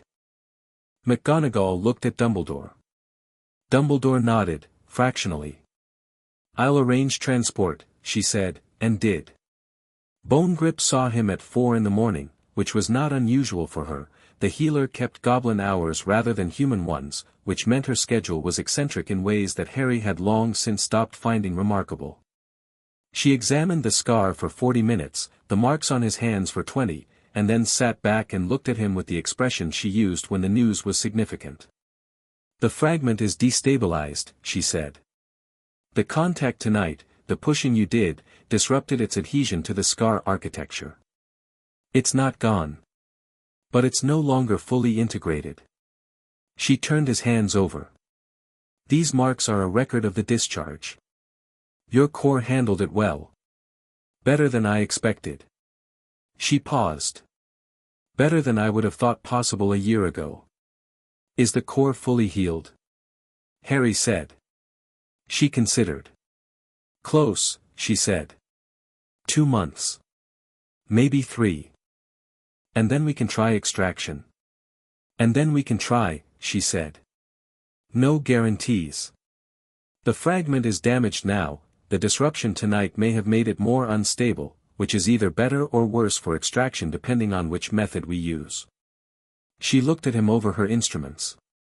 "You went in there knowing what would happen if you made contact with him." "I had a reasonable estimate," Harry said. "And you did it anyway." "I had the stone in my pocket and Dumbledore was coming and I needed to hold the situation until he arrived," Harry said.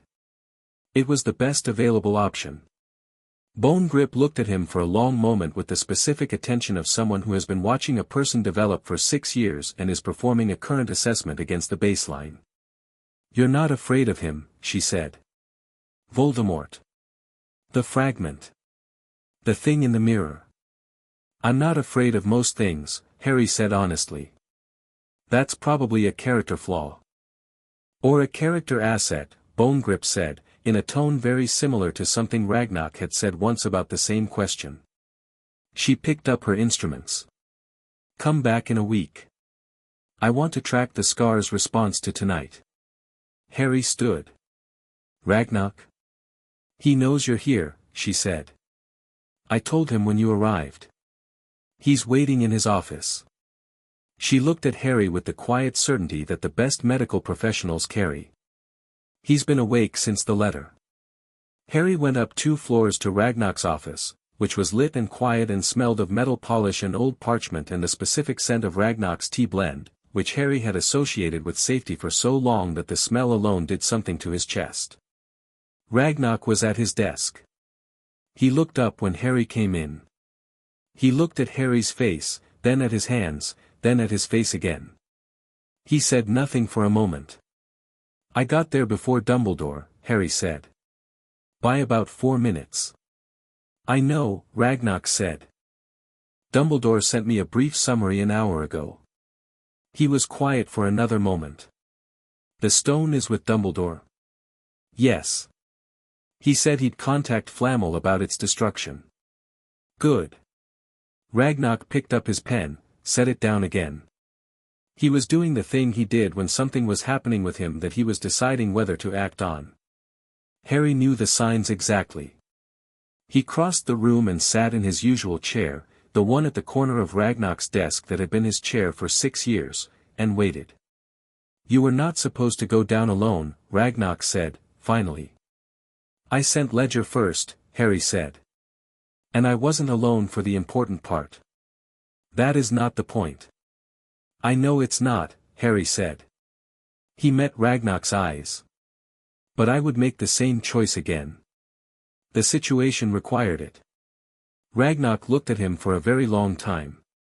Yes, he said, quietly, which was not agreement with the choice and they both knew it. It was something else, the specific acknowledgement of a person seeing someone else clearly and accepting what they see, even the parts that are difficult. You would.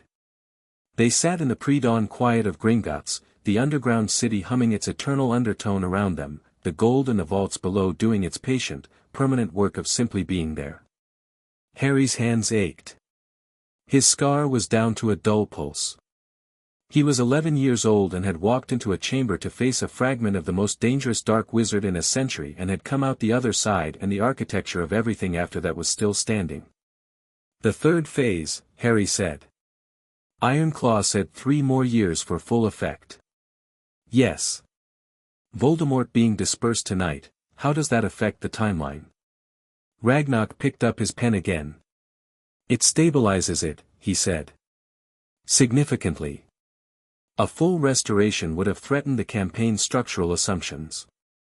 This, he began writing something in his ledger. This means the timeline holds. The pressure continues. The Ministry cannot claim emergency powers that override our position. He wrote for another moment. You should know that the third phase was partly designed around the assumption that you would handle the immediate Voldemort problem. He looked up. Ironclaw designed it that way. Harry looked at him. He built the plan around me handling it. He built the plan around you being capable of handling it, Ragnarok said. There is a distinction. Harry sat with this for a moment. He had more confidence in me than I knew. We all did, Ragnarok said. We had 6 years of evidence. He went back to his ledger. Go to sleep. You have examinations in 3 weeks and Bone Grip wants you back here in 7 days, and Ironclaw has a quarterly review that he wants your input on. He wrote another line. You've done well. Now rest. Harry stood. At the door he stopped, hand on the frame, the pre-dawn air of the corridor coming in from the hall. Ragnarok, he said. The pen kept moving. What? When the fragment is out, Harry said. When this is finished, I want to spend the summer here. All of it. The pen stopped. Harry waited. The guest quarters, Ragnarok said, after a moment, are available all summer. His voice was completely level and contained absolutely nothing that he was going to acknowledge or discuss. Obviously. Harry went down the corridor to his room, and the gold-warm light of the bank closed around him, and he was asleep before his head was properly down, and he slept without dreaming for the first time in a month. Chapter 6. The final audit. The summer arrived the way summers do when the year before them has been significant, all at once, loud with light, and carrying the particular weight of a before and after quality that you feel in the body before you name it in the mind. Harry spent the first 3 weeks of it in Gringotts, which was exactly what he'd asked for, and which turned out to be different from the 6 previous summers in a way he hadn't anticipated. The difference was that now he knew what was coming, and the knowing changed the quality of everything he did. The ward practice had purpose beyond craft. The core strengthening exercises Bone Grip assigned were pointed at a specific outcome. Even the account reviews felt different, Ironclaw walking him through the third phase mechanics with a precision that suggested he was no longer being introduced to the strategy but being handed responsibility for sections of it.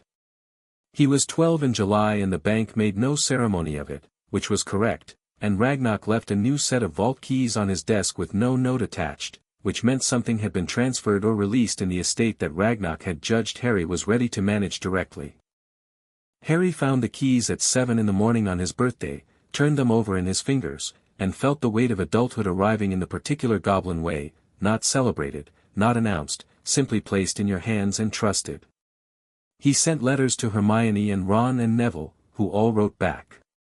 Hermione's letter included 3 pages of notes on a countercharm research project she'd started over the summer and a single line at the end that said "Happy birthday, Harry, I hope it's a good one." Ron's letter included a Chudley Cannon's card, a piece of treacle tart wrapped in wax paper that had been somewhat compressed in transit, and a long cheerful description of a degenoming incident at the burrow that had apparently been spectacular. Neville sent seeds from a plant he'd propagated himself, labeled in his careful handwriting with growing instructions, and a note that said Gran said to tell you she respects what you've been doing with the estate accounts. That's about the highest thing she says about anyone. Harry read them all at his desk in the order they arrived and felt the particular quality of friendship that he'd been building for a year, the way it was becoming structural, load-bearing, not decorative. He filed Neville's note carefully and wrote back to all 3. Bone Grip cleared him for extraction at the end of July. "The core is as healed as it's going to get without removing the fragment," she said, on a Tuesday afternoon in the medical wing with all her instruments arranged on a tray with the organized precision of someone who had been planning this procedure for a year. "The fragment's adhesion has been degrading since June. The contact damage worked in our favor, it's lost about 30% of its integration. That's actually better for our method." "Which method?" Harry asked. "A hybrid," she said, with the slight defiance of someone who has had arguments about this. She looked at Ragnarok, who was present in the corner with his arms folded, because he had declined multiple suggestions that he wait elsewhere. "The Goblin extraction base with the modified targeting approach from the library text your restricted section access found. The precision of the second method addresses the problem the first method has with residual scarring." She picked up an instrument. "I've been practicing the combined technique on analogous cases." "On what?" Harry said. "Don't ask," Ragnarok said, in the tone that meant the answer was technically accurate but would not be comfortable.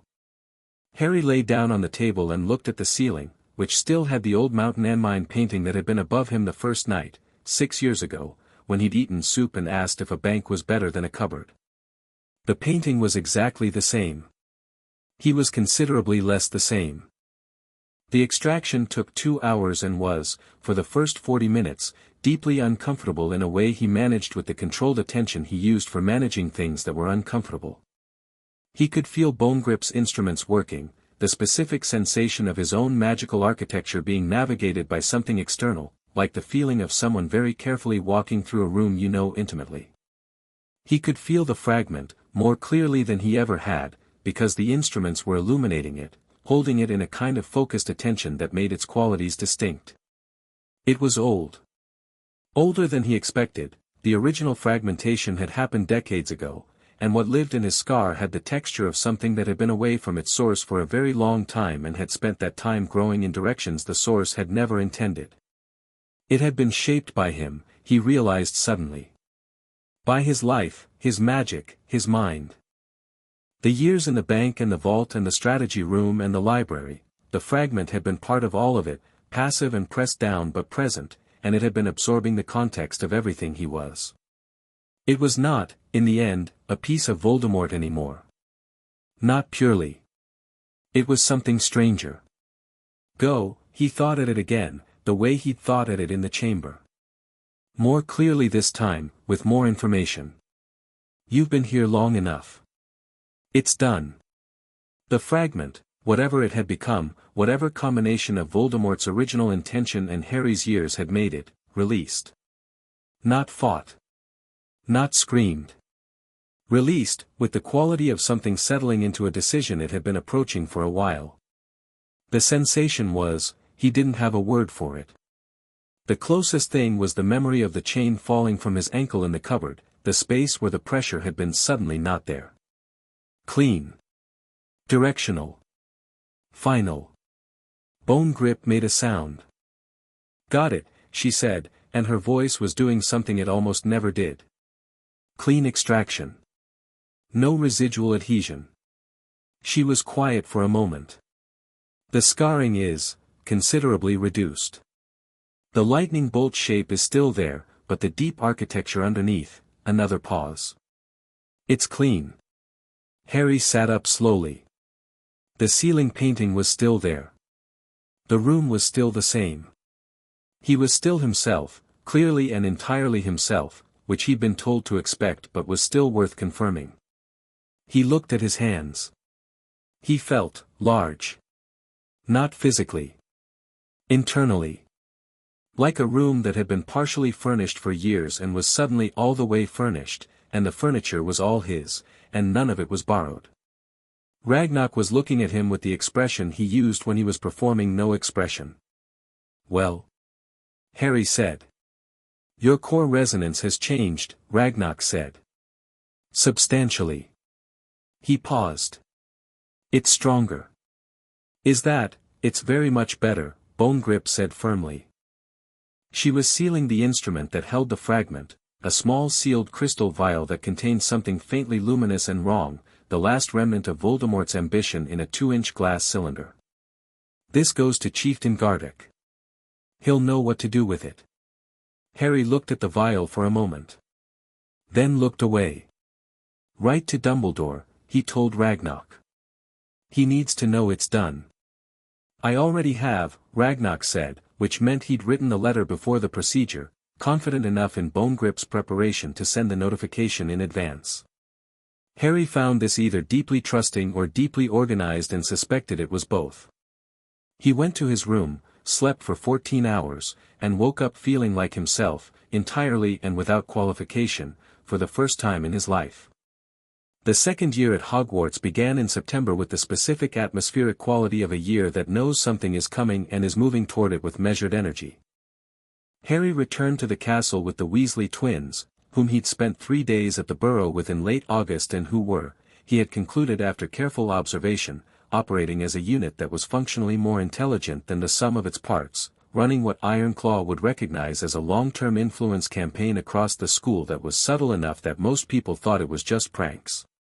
He'd told Fred this and Fred had grinned in the way that meant Harry had confirmed a thing Fred already knew, and George had looked at Harry with the expression of someone revising an estimate upward.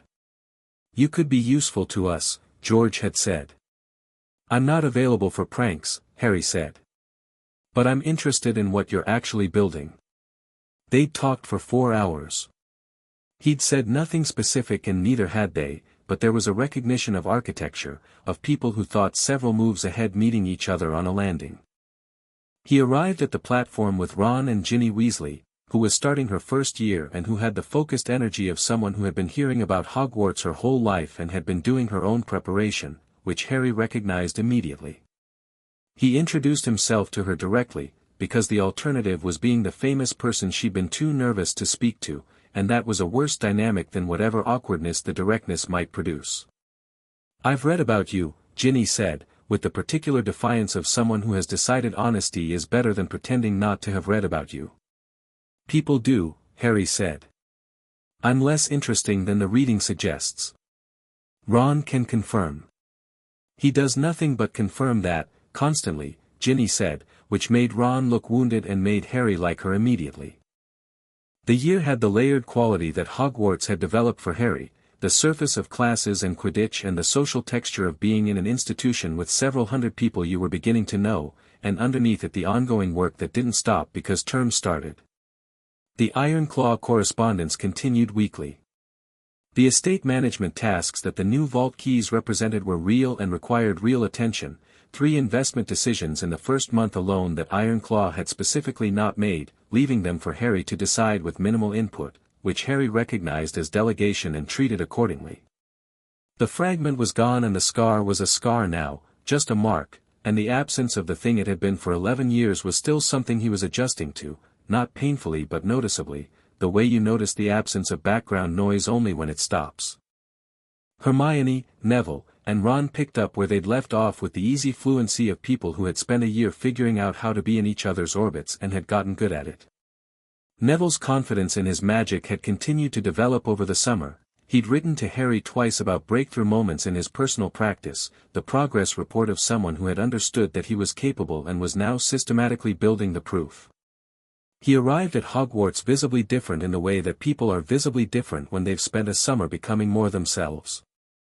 Snape noticed. He said nothing about it in a way that was itself a kind of acknowledgement, the absence of the specific targeted remarks that had been his consistent approach to Neville, which left Neville slightly disoriented and which Harry watched carefully. The Wizengamot hearing happened in October. Harry had known it was coming. The estate audit's final phase had been building toward it for months, and Ironclaw had signaled the timing in September with the characteristic indirectness he used for things he was certain about. The formal hearing on the unauthorized custodial placement, the unauthorized estate withdrawals, and several subsidiary matters that had been documented meticulously over 6 years was scheduled for the 14th of October in front of a full Wizengamot session. McGonagall granted Harry a day's absence from classes with the expression of someone who had read the relevant documents and was processing their implications with focused intensity. He went with Ragnarok and Ironclaw and Bonecutter. He wore robes that were his own, not school robes, not Gringotts robes, but the formal Potter estate robes that the vault had contained and that fit him with the uncanny precision of something that had been waiting. They were deep green, old fabric with a quality of age that was not deterioration but presence, and they carried faint ward marks in the weave that were family magic, old and warm and entirely his. The Wizengamot chamber was large, circular, tiered in the way of things designed to make the center feel watched from all angles. Harry had read its history, the oldest legislative body in magical Britain, 700 years of power concentrated in a room. The portraits on the walls included 2 Potters. He'd checked the records. He didn't look at them now. He looked at the people currently alive in the space, which was more relevant. He saw Lucius Malfoy in the upper tiers, dressed with the careful expense of someone who had been coming here for decades and knew exactly how appearance functioned as communication. Malfoy looked at Harry with the assessing attention Harry remembered from Madame Malkin's, recalibrated now against a year of additional information. Harry returned the look with the direct, evaluating attention that said, "I've read your file, I know what you've done, and I'm deciding how much of it to use." Malfoy's expression did something small and controlled. Harry filed it. The minister, Cornelius Fudge, sat at the head of the chamber with the uncomfortable posture of someone who had not wanted to be in this room on this day and had concluded that being absent would be worse. He was a political creature, Fudge, not unintelligent but constitutionally oriented toward the path of least institutional disruption, which meant he had been watching the Gringotts campaign for 6 years with the increasing alarm of someone watching a flood approach from a direction they'd been assured was safe. Dumbledore was in the chamber as chief warlock. He had recused himself from the estate withdrawal portion of the proceedings, which Ironclaw had anticipated and which was itself a kind of statement, Dumbledore choosing transparency over self-protection, consistently now, the pattern establishing itself as genuine. Bonecutter presented the case. She was extraordinary at this, clinical, precise, every document appearing at exactly the right moment with the clean inevitability of a closing argument that has been built stone by stone for years. The unauthorized placement. The conditions found at Privet Drive. The medical documentation. The suppression charm. The estate withdrawals without authorization. The proxy votes. Each item was a stone, and the stones formed a wall, and the wall formed a room, and the room was inescapable. The chamber's response was complicated. Not everyone was hostile. Some of the Wisingamot members were reading the documents with the focused attention of people encountering facts they hadn't had access to before, and something was moving in them that was genuine. Others were running containment calculations, how to minimize the institutional damage, how to acknowledge enough to appear reasonable while protecting the structures that benefited them. Fudge said, at one point, the placement decision was made in an extraordinary time, under extraordinary circumstances. The placement decision, Ironclaw said, from beside Harry, in the measured tone that he used when he had been waiting patiently to say something specific, resulted in a child of magical heritage being maintained in conditions that would constitute criminal neglect in both the wizarding and Muggle legal frameworks. The extraordinary circumstances do not constitute justification. They constitute context for understanding how it happened. Those are different things. The chamber was quiet. The question before this body, Ironclaw continued, is not whether the decision was made in good faith. The question is what the consequences of the decision are and what accountability looks like. We are here to establish the record and to determine the settlement. The bank has no interest in punishment. We have an interest in correction. Harry sat beside Ragnarok and listened to Ironclaw build the case with the focused patience of someone who had been building it for 6 years and was now reading it out loud. He felt, sitting there in the old robes with the family ward marks warm against his skin, the particular quality of arriving somewhere you've been traveling toward, not triumphant, not vindicated, something quieter and more complete. The ledger being read aloud in the room it had always been building toward. He was called to speak once, briefly. Bonecutter asked him to confirm a few specific facts from his personal experience, which he did, clearly, without performance, in the same direct way he did everything. When he finished, the chamber was very quiet again. He didn't look at the portraits of the previous Potters on the walls. He thought about looking at them and decided the impulse was sentimental in a way that wasn't useful right now. Later, maybe. The settlement terms that Bonecutter presented were not vindictive. Harry had been part of designing them, and vindictiveness had never been the point. The point was structural correction. The ministry would formally acknowledge the unauthorized placement and make a statement of public record. Several Wisingamot procedures would be amended to require documentation of custodial decisions involving minor heirs. The estate withdrawals would be formally accounted for, not repaid, because most of what Dumbledore had taken had been spent on things that genuinely needed spending on, and Harry had decided after significant thought that the accounting mattered more than the repayment. The proxy arrangement would be dissolved and new governance procedures for the Potter estate voting rights established, under Harry's own direct authority now that he was approaching formal majority. And the suppression charm documentation would be submitted to the Magical Minors Protection Commission, to serve as the foundational case for a new review of the Act's enforcement mechanisms. That last one had been Harry's specific request, and Ironclaw had built the legal framework for it with the focused care he gave to things he personally considered important.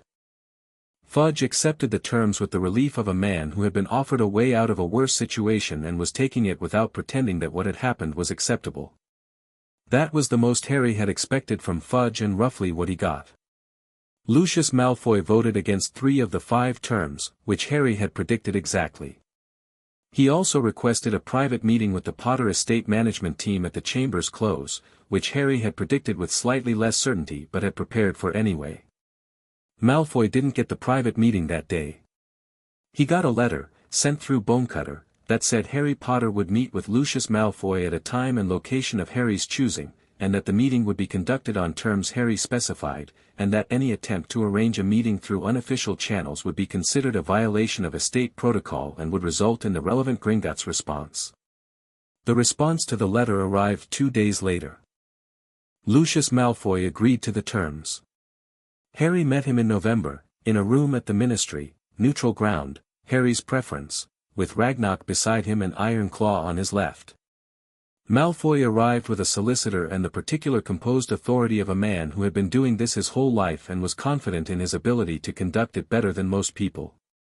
Harry looked at him across the table with the evaluating attention that Malfoy had probably anticipated and noted that Malfoy was doing the same thing back, and that the mutual recognition of the process produced a very small shift in Malfoy's posture that was the closest thing to respect he was going to offer in an opening position. "Mr. Potter," Malfoy said. His voice was cultivated, careful, carrying the weight of old money and old authority. "I appreciate you agreeing to meet." "I agreed to the meeting because you're intelligent enough to be useful," Harry said. "And because your position on 3 of this morning's 5 terms suggests you have an agenda that would be more productive to discuss directly than to discover through its downstream effects." He met Malfoy's eyes. "What do you want?" "A beat." Malfoy's expression did the small controlled adjustment it had done at Madame Malkin's, the recognition that the script wasn't playing and the recalibration that followed. He looked at Ragnarok briefly, then back at Harry. "The estate's position on the Wisengamot is now direct," Malfoy said. Potter votes, Potter votes. No proxy, no arrangement." He paused. "The political balance in that chamber shifts with what those votes do." "Yes," Harry said. "I would like to understand how those votes will move," Malfoy said, with the precise candor of a man offering honesty as a negotiating tool. "Not to influence them. To understand them." Harry looked at him for a moment. "No," he said. Malfoy's expression held. "Not because I don't understand the value of that conversation," Harry continued. "But because the votes move based on what's right on each specific question, and I'm not going to give you a predictive framework for them in advance." He paused. "What I will tell you is that the estate's position is not going to be used as an ideological instrument by any faction. It will be used as what it is, a legitimate political voice acting on documented evidence and clear principles." He held Malfoy's gaze. "If your positions on specific issues align with those principles, the votes will occasionally go your way. If they don't, they won't." "And how do I know what your principles are?" Malfoy asked. "You read the last 6 years of Gringotts filings," Harry said. "The principles are in there." He paused. "They're not hard to identify if you're reading honestly." Malfoy was quiet for a moment. Something was working in his face that was more than the performance, something genuinely considering. "Draco has written about you," he said, "in a different register. Not strategic now. More personal, and more careful for it. From school. More than he writes about most people." "Draco is interesting," Harry said. "He's working out who he actually is separate from who he was raised to be. That's not easy work and he's doing it with more honesty than most people give him credit for." Malfoy looked at him with an expression that had moved through several stages rapidly and arrived somewhere that was harder to read than anything before it. The face of a man encountering a description of his son that was generous and accurate and coming from a source he couldn't dismiss, and having to decide what to do with that.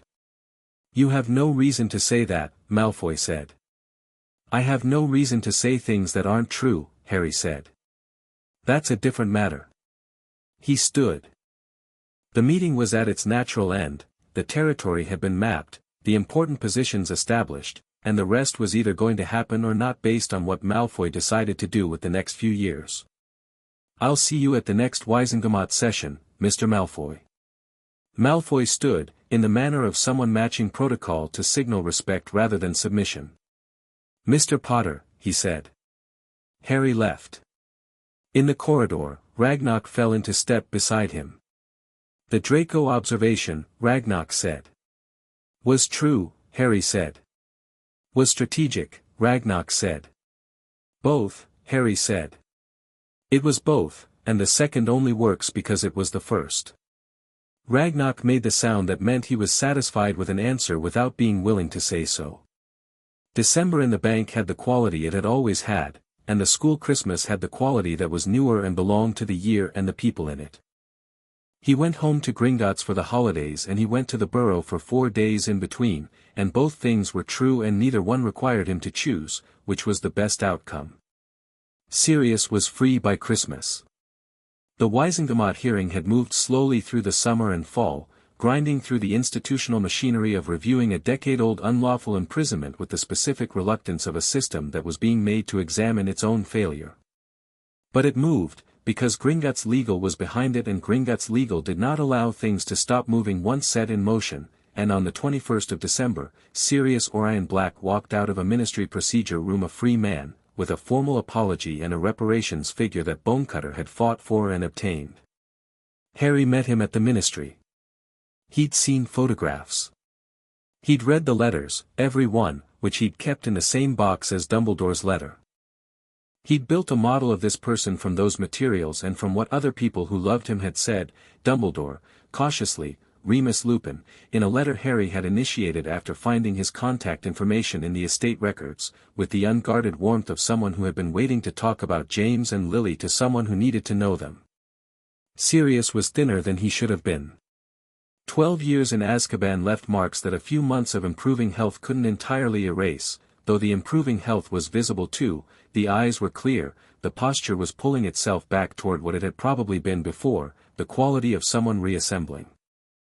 He had the Black family bone structure, pronounced, dramatic, and James Potter's hair, more or less, and he looked at Harry across the ministry atrium and did the thing that Harry had been told he might do, which was stand very still for a moment and breathe, just breathe, with the expression of someone receiving something they had believed for a long time they were no longer owed. Harry crossed the atrium. He was 12 years old. He had been a ward of Gringotts Bank for 7 years. He had an estate and a strategy and a war still coming and a scar that was just a scar now and friends who were real and work that was ongoing, and he had never had someone who loved him the way parents loved people, the way families worked when they worked. He stopped in front of Sirius. Sirius looked at him. His jaw worked once. "You look like James," he said. "Except the eyes. Those are Lily's exactly." "People tell me that," Harry said. Sirius stopped. "You're 12. "Yes. They told me what happened. Privet Drive." "What?" His face did the thing that faces do when the thing being felt is too large for ordinary expression. "I should have been there." "I should have. You were in Azkaban," Harry said, with the directness he used for facts. "That wasn't a choice you made." He paused. "You're here now." Sirius looked at him for a moment.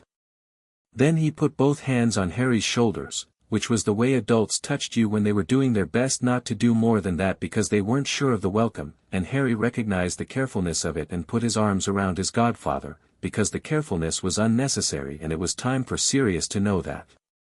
Sirius made a sound against the top of Harry's head that wasn't words. Harry stood in it.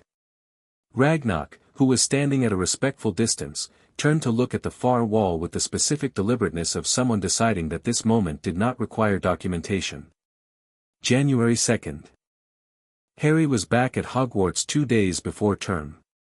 He came back early by choice. The castle and its low-season quiet had a quality he liked, the empty corridors and the library before it was full and the particular piece of a large old building not yet performing its public function. He spent the 2 days reading, writing to Ironclaw about the second phase of the Wizengamot seat management strategy, and walking the grounds in the cold January air that came off the lake with the sharpness of something that meant exactly what it was. He was on the path near the greenhouses when Dumbledore found him, which Harry was relatively certain was not accidental on Dumbledore's part but was also not unwelcome. They walked. The grounds were grey and cold and entirely still. "I want to tell you about your parents," Dumbledore said. "If you're ready." "I've been ready," Harry said. Dumbledore talked for a long time. He talked about James, not the war James, not the hero James, but the person, the infuriating brilliant reckless boy who had been 17 and impossible and who had loved Lily Evans in a way that had taken him years to earn the right to, the way some people have to grow into their best qualities, and James had done that in the particular painful spectacular way of someone who grows publicly, who makes the wrong choices in front of everyone and then makes better ones equally visibly. He talked about Lily, her precision, her warmth, her specific brand of fury that was both warm and absolute, the way she looked at the world as if it should be doing better and believed completely that it could. He talked about them together, which was where both became something more than either separately, the way the best partnerships work. Harry listened and stored every word with the careful completeness of someone receiving something irreplaceable. She would have been furious with me, Dumbledore said, of the Privet Drive decision. Furious and very specific about exactly what I'd got wrong. In that order. She sounds like someone I'd have got along with, Harry said. Yes, Dumbledore said. I think you would have. He was quiet for a moment. She would have been proud of who you are. Not the estate management or the strategic capability or the things that have made you impressive to people who assess those things. She would have been proud of the way you treated Neville in the first week of school. The way you wrote to Sirius every week while he was in that hearing. He paused. She was proud of the small things done consistently. She thought that was where character actually lived. Harry looked at the lake. The water was grey and still and massive. Thank you, he said. For telling me. It's something I should have done years ago, Dumbledore said. Yes, Harry agreed. But now is fine. They walked back toward the castle in the January cold, and Harry thought about his mother the way he'd been building toward thinking about her for a long time, not the absence of her, not the space where she should have been, but the person she was, who had walked through the world with precision and warmth and the specific brand of fury that the world should be doing better, and who had loved him enough to do what she'd done, which was the largest thing anyone had ever done for him and which he was only now beginning to have the full language to hold. February brought a complication Harry had been monitoring since October. The diary.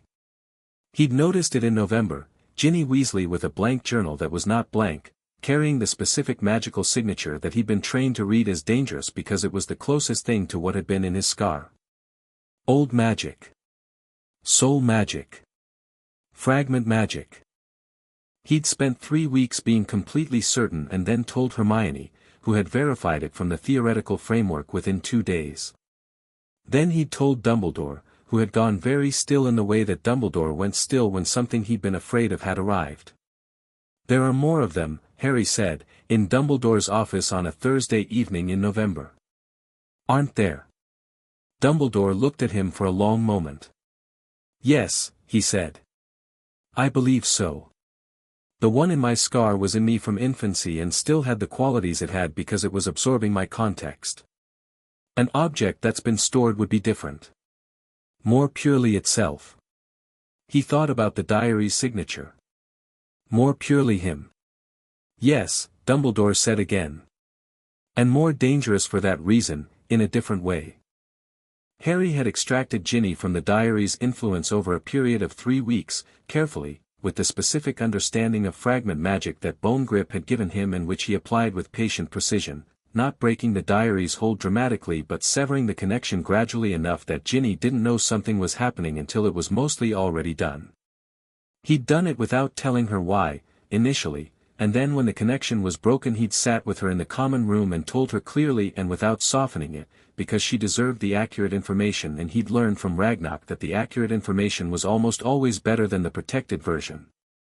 Ginny had been angry, at herself, which Harry addressed, at Tom Riddle, which he didn't need to address, and briefly at Harry for knowing and not telling her sooner, which was legitimate and which he acknowledged directly.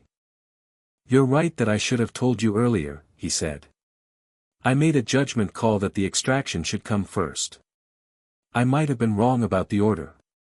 Ginny looked at him with the focused directness she always used. You might have been. I've been thinking about it, Harry said. I'm not completely certain. A pause. Well, she said. At least you're honest about not being certain. She looked at her hands. Is it gone? Completely. The journal's destroyed. He'd taken care of that himself, with the specific Goblin ward technique for neutralizing hostile magical objects, which had worked cleanly. You're clear. The relief on her face had the quality of something that had been held at enormous effort finally being set down. He didn't look away from it, because looking away would have meant pretending it wasn't happening, and the honest acknowledgement of relief was something people deserved. He'd given Dumbledore the diary's remnants and what he'd observed about the fragment's quality, how it was different from the scar fragment, more crystallized, more deliberately made, and Dumbledore had held it with the expression of a man confirming a theory he'd hoped was wrong. He made more than one, Dumbledore said. Several, I think, Harry said. Based on the magical weight of this one. The person who put this much into a single object was not doing it once. No, Dumbledore said quietly. He wasn't. We need to find them all, Harry said. Yes, Dumbledore said. We do. And then, for the first time, he said it with the tone of we rather than the tone of I will handle this and inform you appropriately, the actual collaborative register, the one that treated Harry as a co-investigator rather than a ward or a symbol or a child who needed managing. Harry noted the change. Didn't comment on it. Just filed it as the thing it was, the latest installment of a long, patient, imperfect working relationship continuing to work. The full audit convening happened in March.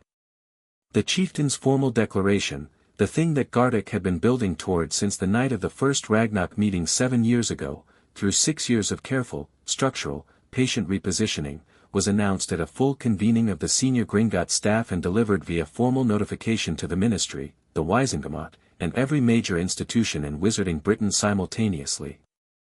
It was not a weapon being deployed. It was a door being opened. The declaration stated, in the formal Goblin legal language that had been used for 1,000 years, that Gringotts Wizarding Bank was formally asserting its position as the primary institutional advocate for the rights of magical minors in Britain, under the expanded interpretation of the Magical Inheritance Compact, and was proposing a formal revision of the legal framework governing their treatment in custody, education, and magical development. It stated that the bank was prepared to back this position with the full weight of its financial and legal capacity. It stated, in the final paragraph, that this position had been arrived at through the specific experience of Harry James Potter, Ward of Gringotts, heir of the most ancient and noble house of Potter, whose case had demonstrated with complete clarity that the existing framework was insufficient. It named him. Not as a symbol. As a person whose specific experience had produced a specific response that was now going to produce specific change. Ironclaw gave Harry a copy before it went out. Harry read it in the strategy room, sitting on the table in the way he always sat on things that weren't chairs, and finished it and set it down and said nothing for a moment. This is the end game, he said. This is the next beginning, Ironclaw said. The end game is what we build on top of this. He was standing at the map wall, which had evolved over 2 years into something considerably more complex than it had been, the connections between financial leverage and political position and institutional reform running through it in a network that had the beauty of something genuinely complex made legible. The campaign was never about punishing the Ministry. It was about positioning. Positioning for what? For this, Ironclaw said.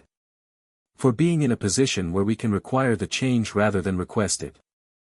He looked at the map. The requesting failed for centuries. The Goblins have been requesting fair treatment since before there was a ministry to request it from. He turned to look at Harry. The difference now is that we have standing. We have documentation. We have the specific case that demonstrates the failure of the system completely, and we have the institutional leverage to require that the failure be addressed. He paused. And we have you.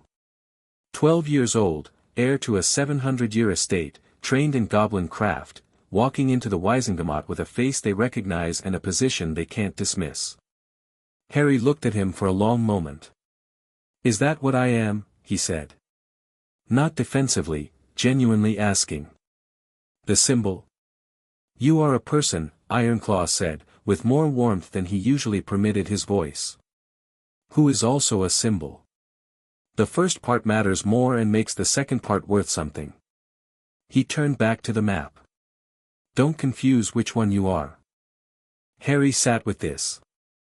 He'd been sitting with versions of it for years, the famous person who hadn't wanted to be famous, the ward who had been found in a cupboard, the heir who had been raised in the bank and trained in the vault, the boy who had learned that power was a thing you built carefully rather than a thing you performed. He'd been sitting with the question of what it meant that his specific story had strategic value, and whether that made the story less his. He'd concluded, some time ago, and the conclusion had held, that it didn't. The story was what it was. What was done with it was a separate question and one he could have significant input on. He was going to have significant input on this. I want to be in the room when the revised framework proposal is presented to the Wizengamot, he said. You will be, Ironclaw said. I want to speak. I assumed you would. Ironclaw made a note in his ledger. I've blocked 30 minutes. Harry looked at the map one more time. The connections running through it were real, built from real decisions, real leverage, real consequences for real people across 6 years of patient, careful, structural work. Built from the fact of a 5-year-old boy in a cupboard and a goblin who found him and picked him up and carried him out into the afternoon sunlight and started, from that moment, to do something about it. He got off the table and stood in front of the map. He found the first node, the original entry point, the place where the map began, which Ironclaw had marked with a small notation in Goblin script that Harry could read fluently now. The notation said, in the compressed, precise language that Goblins used for the most important records, found. Everything else radiated outward from there. Spring came to Hogwarts in the particular way it came to old stone buildings, from the outside first, the grounds going from winter grey to the first uncertain green, then working its way inward through the windows and the open doors and the lightning of the air in the corridors until even the deepest classrooms felt it. Harry sat with his friends at the Gryffindor table on a morning in April, and the four of them, Hermione with a research project spread across 3 feet of table, Ron with the chess problem he'd been working on for 2 weeks, Neville with the plant propagation notes that had expanded significantly since September, Harry with the Wizengamot preparation materials that he was reading alongside his breakfast, occupied their space with the easy comfort of people who had figured out how to be together. Ron looked at Harry's preparation materials. The Wizengamot thing is next month. 3rd of May, Harry said. Are you nervous? Hermione asked, looking up from her research. No, Harry said. He thought about it for a moment, checking honestly, because he'd learned from Ragnarok to be accurate about his own states. No. I know what I want to say and I know why I want to say it. He paused. I'm looking forward to it. That's very you, Ron said, with the affectionate directness of a year's friendship. Is it? Harry said. You look forward to things other people are terrified of, Ron said. It's slightly alarming but also consistently useful.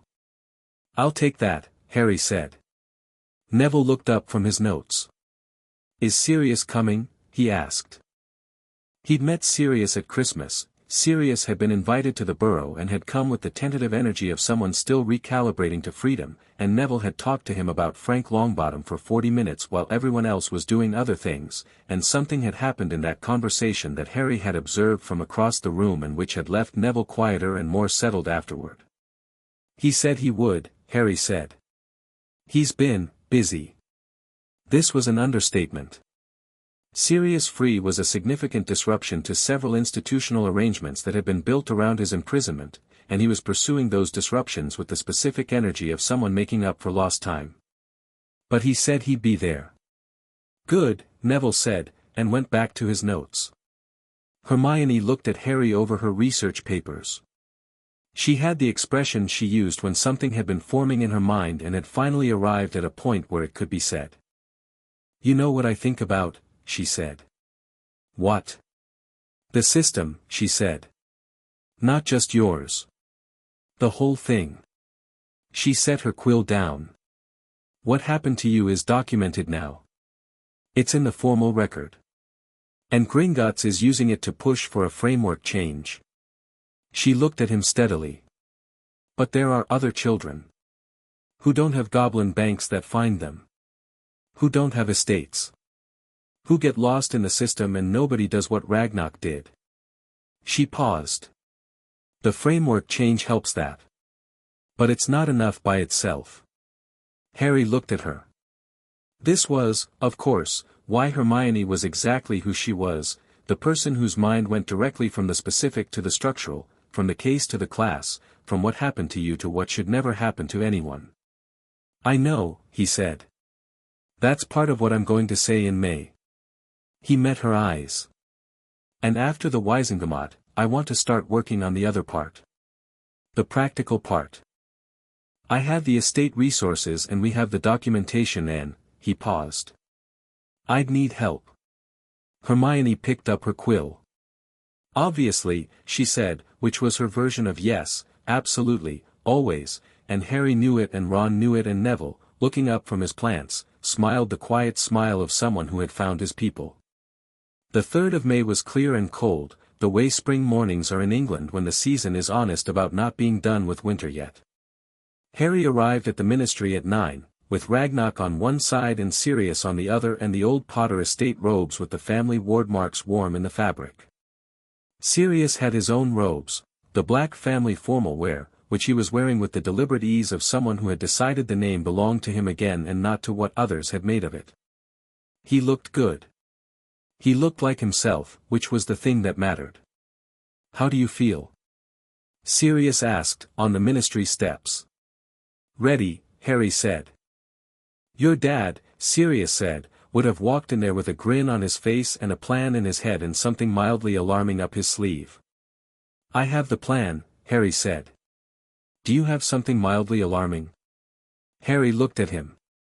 Ironclaw had a contingency prepared, he said. In case the chamber attempts procedural obstruction. It involves the pension management proposal and several related instruments. Sirius stared at him. That's not mildly alarming. That's quite specifically alarming. Ironclaw was involved, Harry said. Sirius laughed, the full, genuine laugh of someone who had been slowly relearning how, the one that reached his eyes. He put his arm around Harry's shoulders for a moment, briefly, the way people do things briefly when they mean them completely, and then they went up the ministry steps together and through the atrium and toward the Wizengamot chamber where everything that had been accumulating for 7 years was about to be said aloud. The chamber was full. Harry had expected it to be full and it was, every tier occupied, the energy of the room carrying the particular quality of a space that knows something significant is happening and is arranging itself around it. He saw Fudge at the head. Dumbledore at the chief warlock position, meeting his eyes when he came in with an expression that was warm and steady and carried nothing of management in it, just the genuine look of someone who had watched a thing becoming and was glad to see where it arrived. Lucius Malfoy in the upper tier. Several faces he recognized from documents, Bones, Shacklebolt, Longbottom senior colleagues of Frank's who had the evaluating attention of people reading a situation. A reporter's gallery that was full, Skeeter prominent in it with her quick quotes quill already moving, and Harry made a mental note to read whatever she wrote before responding to anything it produced.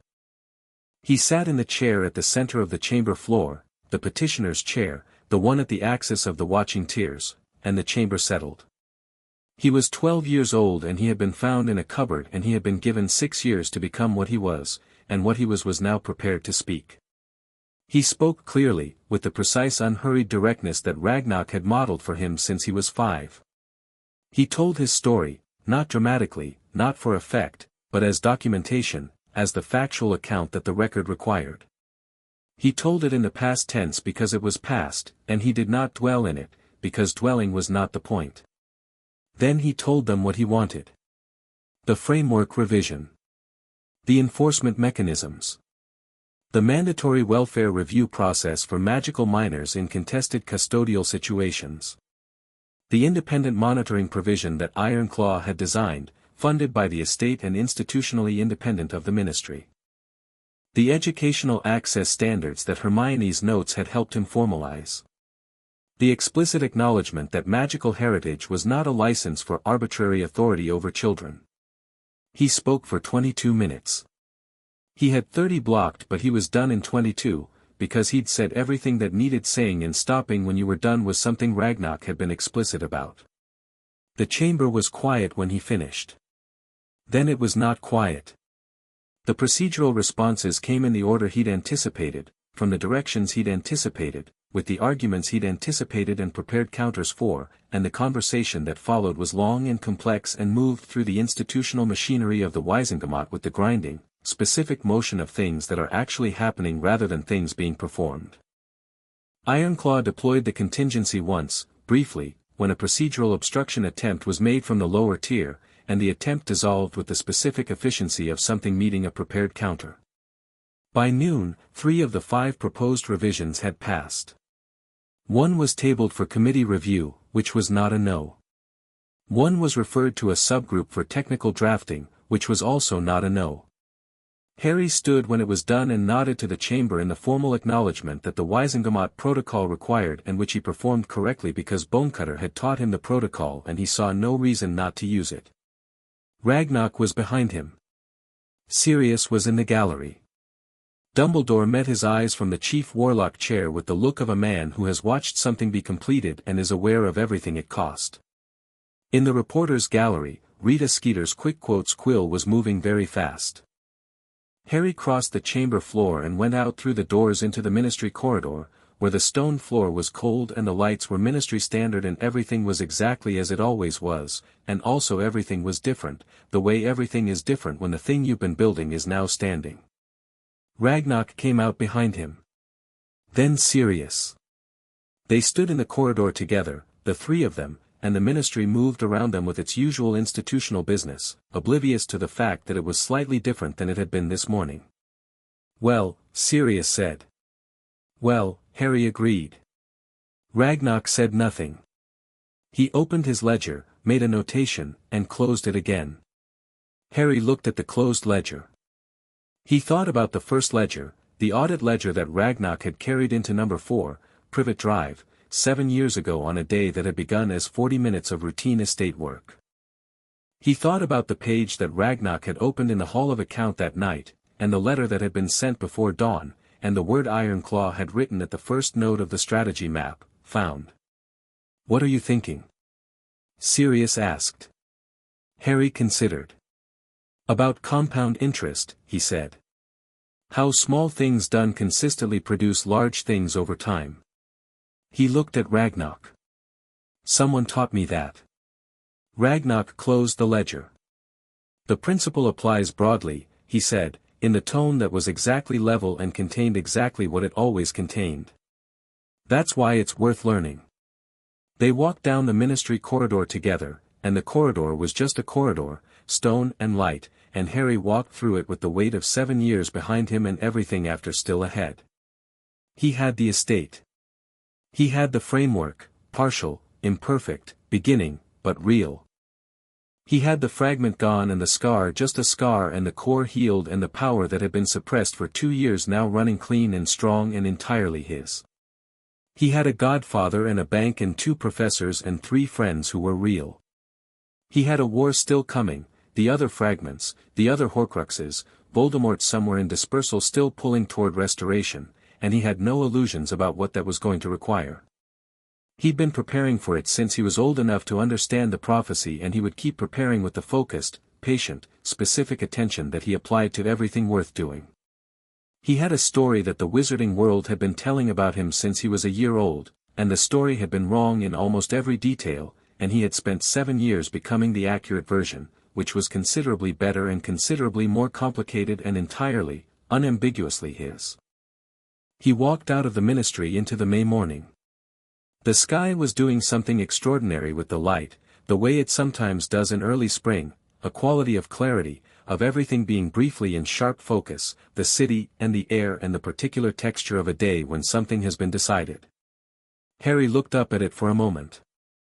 Then he started thinking about what came next, because that was what you did, and because the ledger was open, and because the interest kept accumulating, and because there was still so much work to do. He wasn't afraid of the work. He was looking forward to it. He walked on.